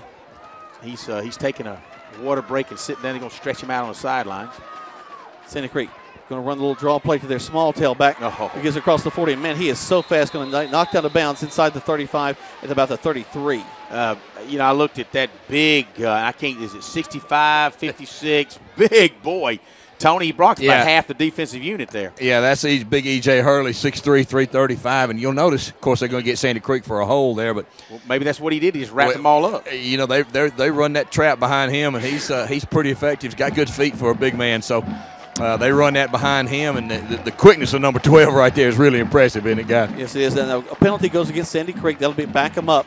So a big help for the Tigers. Ball will, instead of being inside the 30, will be all the way back at the 46-yard line. That was a 10-yard penalty. It'll back it up, so it'll be first down, and it looks like a 1st and 15. The ball's resting, as you said, Jack, on the 46-yard line of the Troup Tigers. Trey Walker, the quarterback, has the eye behind it. Backs up, rolls up, hands the ball to his tailback.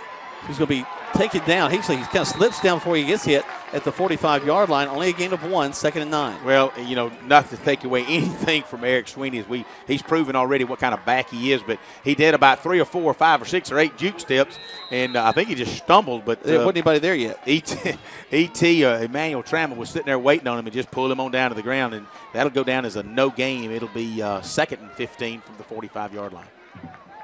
Sandy Creek back to the line of scrimmage. Quarterback Walker with an eye behind him, trying to turn some time off this clock. Steps back, fakes the handoff. He's going to throw the ball. He's got some pressure on him. Rolls to the right. He's going to be hit as he lets out a duck. He's going to fall in the middle of the field. And that's a good job, almost a pressure sack against the Tigers. Man, Tristan Thompson, he was all in the backfield. Then there comes Jonathan Foster, and there's O.J. Ziegler. And so the quarterback, Walker, very fortunate to get that off. And then I thought we had a pick there, you know, but it was just kind of aired it out in the middle of the field. No man's land. It was just nobody was around it, and it fell down on the turf. But that'll bring up 3rd and 14. Ball's resting on the 45-yard line. This is a big play for the Tigers here, Tony. Real big play. Walker under center. Going to go with the draw play to Sweeney. Sweeney not going to get the first down. He gets to the 40. So across to the original line of scrimmage. A gain of 2 past that. So it brings up 4th down and 8. He'll pick up 6 yards on the play. It'll bring the ball, as you said, down to the 40-yard line. Now, if you're a team like Sandy Creek, do you try to get a first down and think your defense can hold, or do you pooch kick it down inside the 10? What you going to do, guys? They sure are bringing a bunch of players on, and here we're 5:19. The Tigers, and the clock's running with 5:15 to go, and the Tigers big time in this ball game, only trailing by 3 points. They're going to have to call a timeout. They're not going to get this off 9 seconds. Well, they may let the clock run down, and you know 5 yards is not going to hurt them right here. They want that clock to run. They do get it off. There's the kick. Pooch kick right. Bounces up. Sandy Creek's going to cover it well. They'll have the ball. Troup will have the ball back inside the 9 with 4:57. 30 seconds back to the station right here on Eagle Sports. Hurry in today to Key of the Grange because our lot is packed like never before. And with a special KMMG employee and family pricing plan, you can take advantage of 15% below invoice pricing. And let's run the numbers. A 2014 Kia Soul with a list price of $19,318. With the employee discount, you can roll in this Soul for only $13,995 plus tax, tag, title, and dock fee. And it comes with Kia's 10-year, 100,000-mile limited powertrain warranty. And now through the end of October, for every car sold, Key of the Grange will donate $25 for breast cancer awareness in your name. Stock number B0059. You're listening to Eagle Sports, WLAG 96.9 FM, 1240 AM, and online at eagle1023.com. Now back to more Troup Tiger football. On first down, Will Smith's going to back up the pass, roll to his right, have to run out of bounds. Actually, a pretty smart move. They were having him covered pretty well. Goes out of bounds after gaining about 1, 2nd and 9. You know, give the Tigers credit. Do something unusual. Guess what? On first down, we're going to pass the ball, and like you said, Will rolls out, and good coverage by Sandy Creek. Back under center, Smith down the line of scrimmage. Hands the ball off to Shealy. Going to get to the 15-yard line. We've got to get across the 19 for a first down. That'll pick up 3. He ran off the right side or the left side over there behind Jorge Benitez. Picks up 4 yards. It'll be 3rd down and 1, 2, 3, 4, 3.5 to 4 yards. So big play for the Tigers with 4:29 remaining in this ball game, down by 3. Got to have this first down, guys. Smith, we're first out. We'll hand the ball off. We're fighting down. We're not going to get the first down. Going to get short. Now, obviously, plenty of time on the clock, guys. No need to panic right now. But and I would ask the question, so what do you do? I think you got to punt the football. 3rd and 1. This should be 4th and 1. Actually, a short one the way they're marking it. Yeah, you got a pretty good spot. That's a real good spot. Well, you know what? The Riverboat Gambler. You know, guys, I'm not sure if you punt it if you even get it back. Yeah, that's a good point, Tony. You know, so Coach Kendall will probably He'll probably get abused no matter what he does here, but, you know, the way Sandy Creek's been able to move the football, of course, both teams have 3 timeouts left, so it looks like the Tigers are going for it. Big injury for the Tigers. Dexter Shealy comes limping off the field. Smith under center. Goes to they're going to keep the ball, dive forward. Yeah, I think he's got it. Yeah, that's a first down. He's out near the 19, so that's going to be a first down. Will Smith picks up the first down. Sandy Creek jumps up as if they've held them, but they're moving the chains. So good job, Coach Kendall and the Tigers. And the fans are all excited about that. With 3:33 left in this contest, Tigers down by 3 and still maintain possession of the ball as they move the chains. It'll be 1st and 10 from the 19-yard line. We needed exactly a yard. We got exactly a yard. 81 yards to go, guys. So 1st and 10 for the Tigers. Smith will go under center. Go to the left side. We'll hand the ball off. This is going to be Mess Bonner this time. Getting about 4 yards, 2nd and 6. Bonner off the left side behind Jorge Benitez and is able to pick up, I say Bonner, that's single digit. That's Shealy. Evidently whatever was ailing him. Okay, I figured it was Bonner because Shealy had been hurt. So. Well, he came limping off, but you know what? He got it fixed quick, and he's back in the ball game. He's a football player. 2:49, the clock ticking. Bonner to the right, Shealy to the left. Back down the line of scrimmage because Shealy's going to get the call. They're going to pull him forward. Toss him over the shoulder. He gets across the 25 to the 27-yard line. He'll pick up a hard 2. It'll be 3rd down and 4. And you know, you keep, and now granted you want some clock to run off, but you also need to be picking up 1st down. So yeah, we're down to 2:29. 24-21 is your score. Tigers trailing. Still have our 3 timeouts left, as you mentioned earlier, Jack. Smith takes it. Back down the line of scrimmage. It's going to be Shealy, the ball carrier. Gets to the 30. Oh, good second effort. To the 31. 1st down, Tigers. He had to get across the 30 to pick up the 1st down. He does. So the drive continues. Tony, right there in front of you. What a tremendous second effort by Dexter Shealy on that play. Well, Shealy's done that all year, guys. We've watched him run, and the first man usually doesn't knock him down. He runs with a lot of determination and heart and did a good job on that one, too. That keeps the ball, keeps the change, keeps him in front of the change there. The clock is moving. We got 2 minutes. The clock's ticking, and we need to pick up more than 2 or 3 yards at a pop. Smith takes it, goes back down the line of scrimmage. We hand the ball off to Cameron Russell. He's going to get near the 35-yard line. And, guys, we got to go. I'd love to give credit to Cameron Russell, but I'm going to give credit to Vanquez Bonner there. He came in. That's all right. He came in, and he's able to pick up.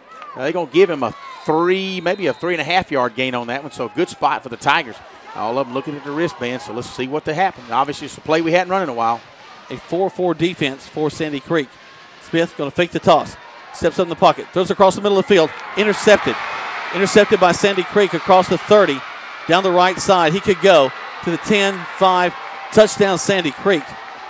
That was that put the nail in the coffin there, guys. I tell you, it was a pass play in a seam route, and you had Travis Johnson running down the seam route. The ball was there, and I don't know if Travis, if he didn't see it or if Will threw it a little bit behind him, or if Travis slipped down. When I looked out here, it looked like Travis was on the turf, and the free safety just stepped in front of it, picked it up, and Jason Hernandez gave it all he could do. But Jason, he doesn't run a 4-3, and that free safety does. And so with 1:16 seconds, Sandy Creek goes up by a touchdown and a half, 30. And guys, the Tigers don't have their coverage team out. Yep, in fact, they had, one guy on the field? 3. Wow. Yeah, they had 3 guys on the field. Not good. Let's go and take a quick break. With 60 seconds back to the station. 1:16 left. 31-21 your score right here on Eagle Sports. Good food. Where do you find it? Because when you spend your hard-earned money, you want good food. So the place you'll find that good food is at Rogers Barbecue on New Franklin Road in LaGrange, where they only serve American-grown catfish, barbecue cooked to perfection, and with all the fixings to make it worth every penny. Rogers Barbecue is locally owned and run with care since 1945. Come eat with us Monday through Saturday from 11 to 9, or use our carry-out window. Rogers Barbecue, New Franklin Road, LaGrange. Rob Upchurch is your RE/MAX result agent. No matter if you're selling or buying, the first phone call should be to Rob Upchurch at 706-523-0014. This week's featured listing is Better Than New, a spacious home on a 1.5-acre lot in the Rosemont area. Hardwood flooring, oversized family room with a huge master and a huge master bath. If you want to know more about this house or get your home listed, call Rob Upchurch at 706-523-0014 or see the listings at robupchurchsales.com.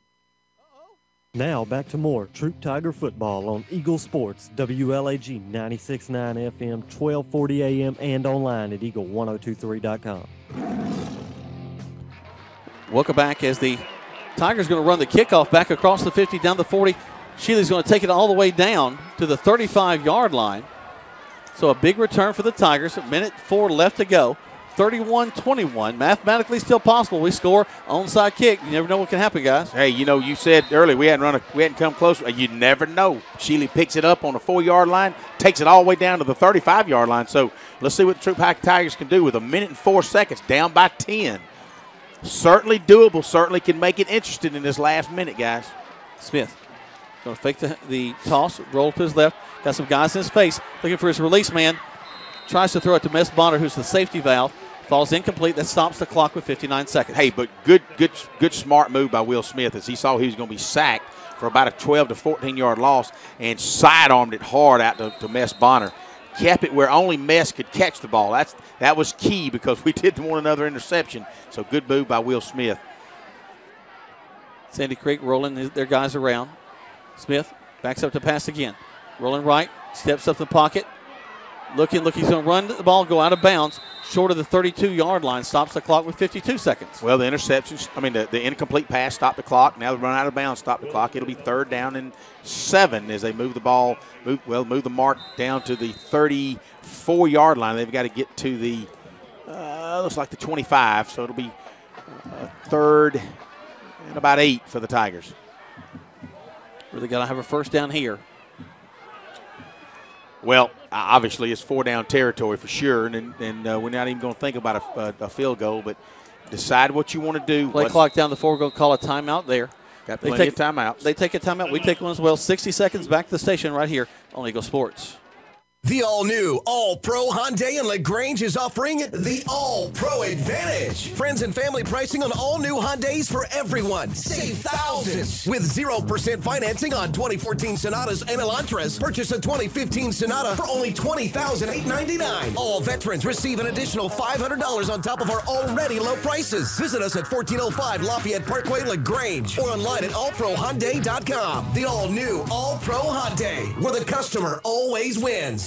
You're listening to Eagle Sports, WLAG 96.9 FM, 1240 AM, and online at eagle1023.com. Now back to more Troup Tiger football. Welcome back to Troup High School Tiger football. Tigers trailing 31-21 to the number 2 team in the state, the Sandy Creek Patriots. They played them very hard this entire ball game. Smith going to step back to pass, throws across, and they're going to be picked off. Intercepted at the 20-yard line. The tailback's going to run to the right, and they've got a nice wall ahead of him. And it looks like he might have the opportunity to run it all the way back. I heard a whistle back here. Has got a couple of guys. There's a flag down here. There's a flag down here on the 26-yard line. So let's see what happened. But again, he had Cameron Russell down the sidelines, threw it, and about the time Cameron looked back, the corner stepped in front, intercepted it, and really just trotted all the way in. Now we've got an official escorting number 21 all the way over to the sidelines, and the coaches are jacking number 21 up. Really don't know what happened other than I'm sure we had a conversation between Mess Bonner and whoever number 21 is. But we'll have to settle this out because I heard a whistle way back here. I did too. And again, everybody kind of stopped, and he tried all the way to the end zone. I never saw the hands go up for a touchdown. Tony, did you see that? Well, it's almost like it was maybe an inadvertent whistle. Number 21 and number 11 were exchanged in a little dance-off over here of Dancing with the Stars. So I don't know if that whistle was in the stands, but I did hear a whistle. So we'll see what the officials call it. We had an inadvertent whistle. Sandy Creek will maintain the ball. We had a personal foul against Troup. We'll take a 15-yard penalty from the flag. First down, Sandy Creek. All right, so that's what it was, an inadvertent whistle. That does stop things. So the touchdown will not count. And they'll have Sandy Creek will have the ball. They'll get a 15-yard penalty out of that, too, on a personal foul. But it looks like they didn't like the response from Sandy Creek as they escorted that guy all the way across the field. Didn't let him run back to his coaches. Took him over there by his shoulder pads. While we're waiting this, guys, you listening audience, join us again tomorrow night right here at Callaway Stadium as Callaway Cavaliers celebrates their homecoming against Rockmart, another key region contest for Callaway. Callaway started last week with a win over sorry, Tony, a win over Cedartown, as Nikovia, our in-booth producer here, is telling us to talk about the baseball team. But yeah, I mentioned it once. I'm gonna mention it again. You go, boy. But so yeah, join us again tomorrow night as Callaway comes in here. It's homecoming, so some more good football tomorrow night. They're gonna take a knee. That may be the last play of this ball game. The Tigers gonna fall 31-21 to the Patriots of Sandy Creek. Tigers have 2 timeouts left, but what are you going to use with them? All they're going to do is take a knee every time. So let's go ahead and take a quick break as the time goes off the clock. 31-21. We're going to run about 4 spots here. Catch up with some of our fine sponsors. When we come back, we'll have, hopefully Coach will have a chance to talk with Tony for a moment as the Tigers have officially fallen to Sandy Creek by a score of 31-21 right here on Eagle Sports. Touchdown! Great teams bring together skill, the right equipment, and ongoing support. It's a winning combination. At West Georgia Health in LaGrange, our highly rated teams sport medical expertise, state-of-the-art technology, and comprehensive support services.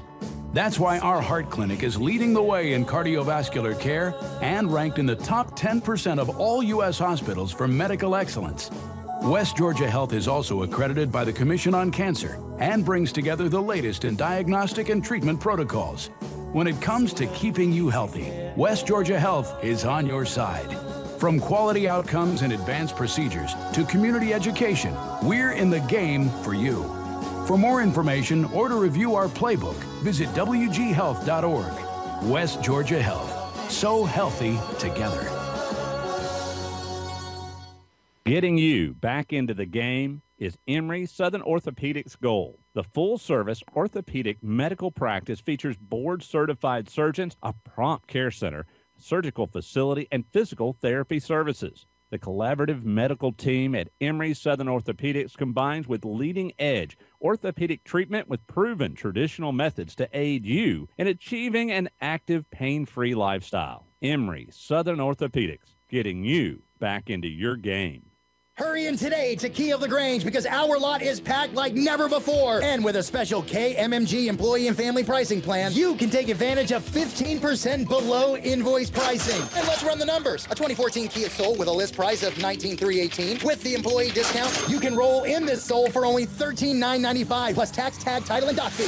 And it comes with Kia's 10-year, 100,000-mile limited powertrain warranty. And now through the end of October, for every car sold, Key of LaGrange will donate $25 for breast cancer awareness in your name. Stock number B0059.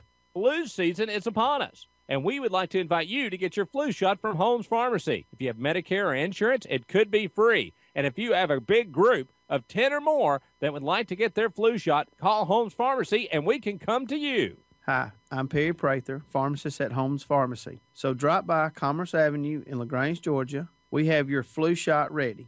So come see me or any of my fine staff at Holmes Pharmacy today. The action continues now with more Troup Tiger football on Eagle Sports, WLAG 96.9 FM, 1240 AM, and online at eagle1023.com. Welcome back to Troup High School Tiger football. Jack Mormon, Greg Hicks, Tony Walls down on the field, and Tigers have fallen 31-21 to Sandy Creek. And guys, it was a valiant effort. A couple of mistakes here. The interception really was the killer there at the end of the ball game as the Tigers had a kind of a drive going, had a chance to make some things happen, but that interception was really a nail in our coffin. It was. You know, you hated to see that you had Travis Johnson on a little seam route running down the field, and you know, Will Smith's been so accurate all year, and really I can't tell you when the last time he's had an interception, and all of a sudden, you know, we're down by 10. And, of course, then Dexter Shealy does a wonderful job at returning the football about 70 yards, 65 yards, and gets us down to the 35-yard line. A couple plays later, we had Cameron Russell running down the sidelines, and by the time he looks back, boom, the cornerback steps in front of him, picks the ball, and that's the end of the ball game. But the Tigers gave it a valiant effort tonight, guys. Yeah, they did. I was really, really proud of them. Of course, leading going into halftime, and Sandy Creek kind of trying to establish themselves in the second half. And we'll go down and see if Tony's going to have a chance to catch up with Coach. I think they're right there neck and neck. Coach? Got to get Jason Hernandez where he needs to go there. I think they're going to see Coach. But, Coach, one play in the second half, just really couldn't seem to get anything going. You had a big pass play, but the second half just really couldn't seem to get anything going. But what do you think? Well, I thought we still had opportunities, and some of those didn't work out for us. And, right.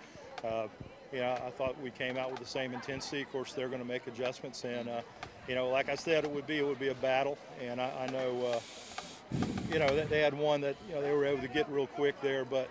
On top of that, I thought our guys played extremely hard, no doubt. Fought hard. I thought we got a step close. I hate to say, I'm not the moral victory type guy, but there's a lot of things that we did against a team like this that we showed some improvement in some other parts of our game that, sometimes aren't easy to see unless you're sitting there breaking down film, some of those small things.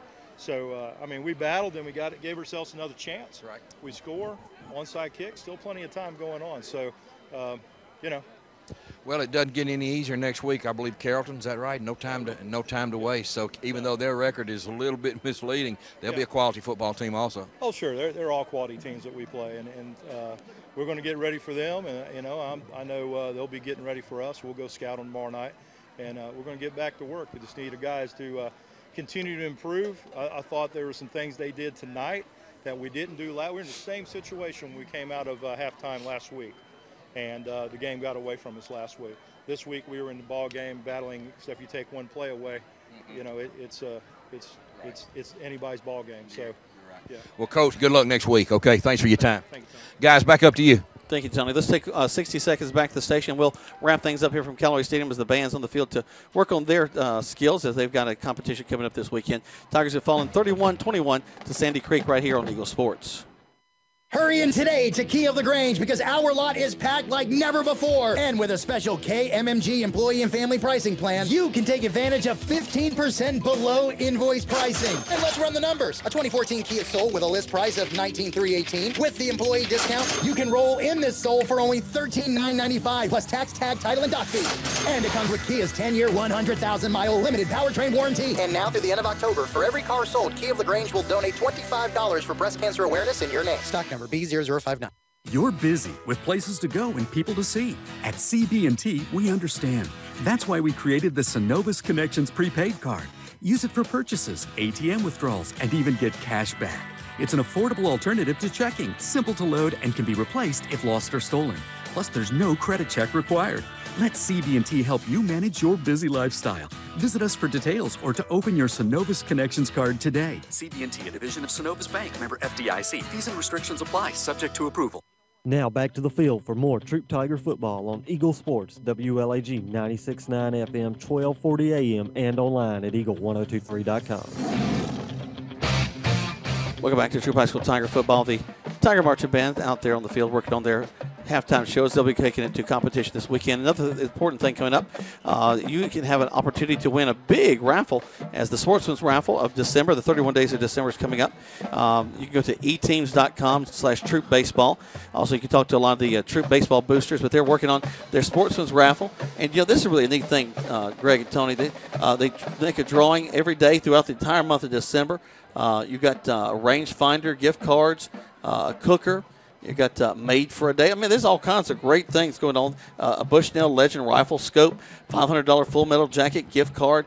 My goodness gracious. I mean, there's thousands of dollars worth of prizes that are available. This raffle takes place throughout the entire month of December. It's part of the Troup High School baseball booster as they're getting ready for their baseball season. So if you have an opportunity, get out there and purchase one of those. I'm sure you get those at Troup High School. Or as we mentioned, you can go to eteams.com, STEAMZ.com/Troup Baseball, and be a great way you can support these Tigers, especially that baseball team. Or any baseball parent has them. Sure. I've already been approached by Danny Halcomb. Bo Halcomb's a big pitcher for the Tigers, and I told her, I said, count me in. Shoot, give me some of that opportunity.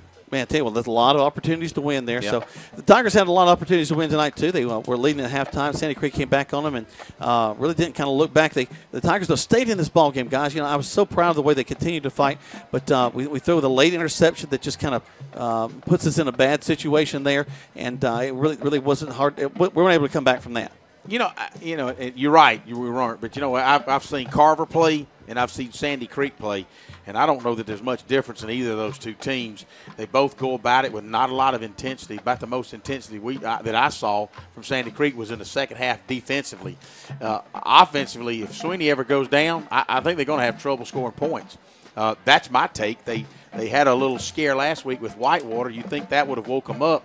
No, these low Troup Tigers come down here and took them almost down to the wire. And had we not thrown an interception late, who knows? Could have possibly come out and really put a scare in these old boys. Well, you're only down by 3 at that point. I mean, a great opportunity. Again, the Tigers were in this ball game really right up until the last minute, and had an opportunity. Even on the kickoff return, I was saying we hadn't done much on the kickoff return all season long, and doggone it, if he doesn't rip off 60 yards down the field. Well, Coach Kendall brought up a good point. They were in the ball game, up until that last pick, and had an opportunity to come down and score an onside kick. You never know, but. Again, the Tigers have been in every game they played this year. I mean, their record now is 3-4. Probably not what they like for it to be 0-2 in the region. That's right. It's a tough climb now. It doesn't get any easier. Carrollton, even though their record is not what they're still used Carrollton. to, That's it's right. still Carrollton, and then you still got teams like Whitewater, Fayette County. Well, Fayette County ranked in the top 25 right now. Well, Fayette County beat Carrollton last exactly. week. 33 to nothing. So, 33 to 7. And as you mentioned, Greg, with 6 teams in the region, getting off to an 0-2 start is really tough. Now you're really having to get after that. Right. Now you're really looking to try to get in that top 4. So it's not going to get any easier for the Tigers, but. Again, strap them up next week and go to Carrollton and see what you can do. All you can do, one thing that I know that we got looking forward to is some good food that they normally feed us. That's true. That's true. Oh, that's the truth. I forgot about that. Unfortunately, I won't be there. I'll be up in, let's see, where we go. Oh, Pepper Ale, Lindale, Georgia, next Friday night. Same area. Well, I'll stop by Carrollton and get something to eat. There you go. Take it on up there. I hear you. One thing that will be interesting is tomorrow night we'll be back here at Callaway Stadium, and there'll be the 3 of us. Greg and Tony will switch spots, and Greg will go out in the field, and Tony will be up here with me. And the Callaway Cavaliers come in with a big region matchup, Tony. Yeah, we play Rockmart, the Bulldogs, tomorrow night. Rockmart is coming off a 34-32 win last week against another team in our region, Pepperell. They had a couple of kids go over. We had one kid go over 200 yards and another running back go over 100 yards rushing each. So, they give up their record is, of course, they're 1-0 in the region, but I think their record is not where they would like for it to be either. But, it'll be a challenge for the Cavaliers. If we can come out and take care of the football, hopefully we'll have that football tomorrow night with 2 handles on it, and we'll be able to take care of it and not turn it over. But you see some different things from the Cavaliers tomorrow night. Terry Guy going to be at quarterback with the injury to Dre Martin. Terry brings, anytime he has his hands on the ball, he's a threat to score from anywhere on the field. Did a good job last week running the Cavalier offense. So homecoming tomorrow night. So let's get out here and watch those Cavaliers, and hopefully we can go to the Cavaliers can go to 2-0 in the region. Yep. And when you talk about their region also with 6 teams, if you can move out to 2-0 in the region, it pretty much assures you of a playoff spot, even if it's number 4 if you don't do anything. So, it's a big game for the Cavaliers. So I know they're excited about it. It's beautiful. Hopefully the weather will be good again tomorrow. So another exciting night at Callaway Stadium, guys. All right, well, if you can't make it out here to the stadium, we invite you to join us tomorrow night. We'll be here live at 7:30 is the kickoff. We'll be on the air at 7 o'clock with the pregame. It'll be a great night to be out here at the stadium. Please come support these Callaway Cavaliers. Any chance any of the teams from the LaGrange High School to Troup High School to Callaway High School, even LaGrange College, they play this week. Their homecoming is this weekend coming up, 1 o'clock start here from Callaway Stadium. It's a lot of opportunities to support a lot of local teams, and it's fun to come and watch great football. And so hopefully we'll have some more of that tomorrow night. Any final thoughts on this game, guys? Well, it's just heartbreaking to see the kids play so hard, and I know it's discouraging from a lot of people's standpoint. We have to hear it from the fans, and I know the coaches are getting an earful down there. And what do you do? You're sitting here with the 0-2 region record. You got 3 games to go.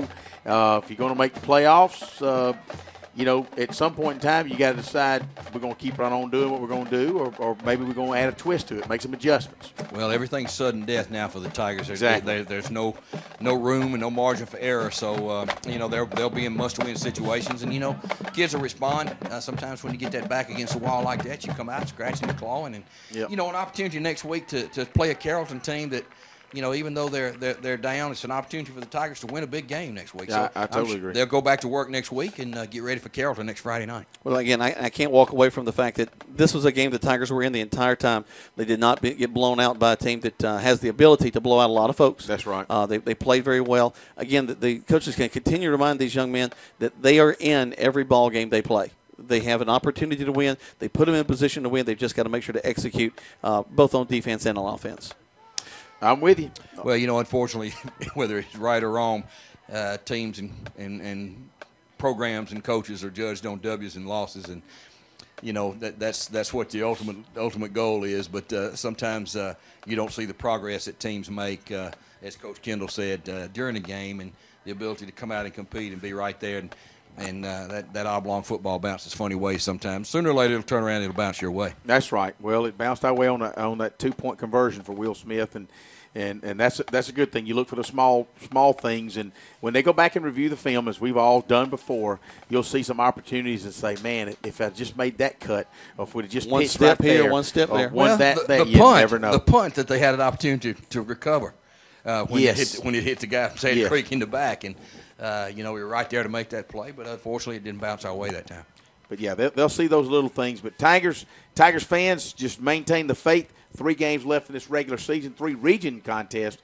Just hang in there with us, man. I got a sneaky feeling we're going to go. We're going to play more than 10 ball games this year, boys. That's my goal.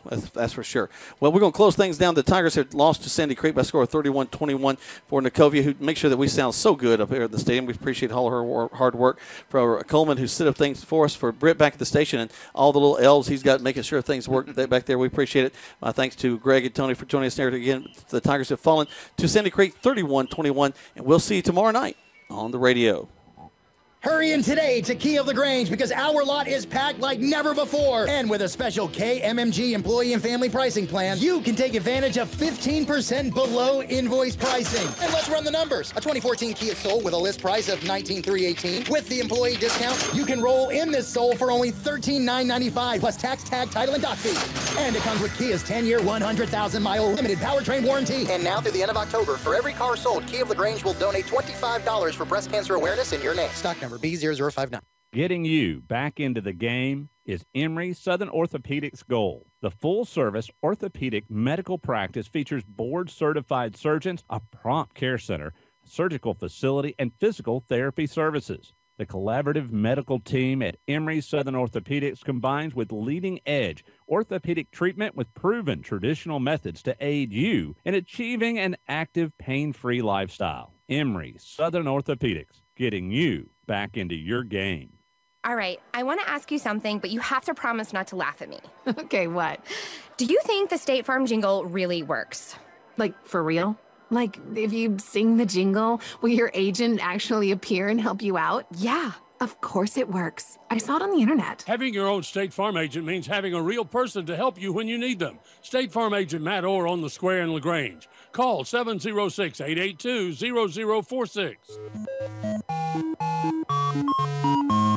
Joel Upchurch is your Rebanks Result agent. No matter if you're selling or buying, the first phone call should be to Joel Upchurch at 706-523-1702. This week's featured listing is on Ridgecrest Road. It's the crown jewel of downtown LaGrange. This beautiful home has beautiful bedrooms, beautiful dining room, beautiful family room. It is the total package house for $319,500. If you want to know more about this house or get your home listed, call Joel Upchurch at 706-523-1702 or see the listings at joelupchurch.com.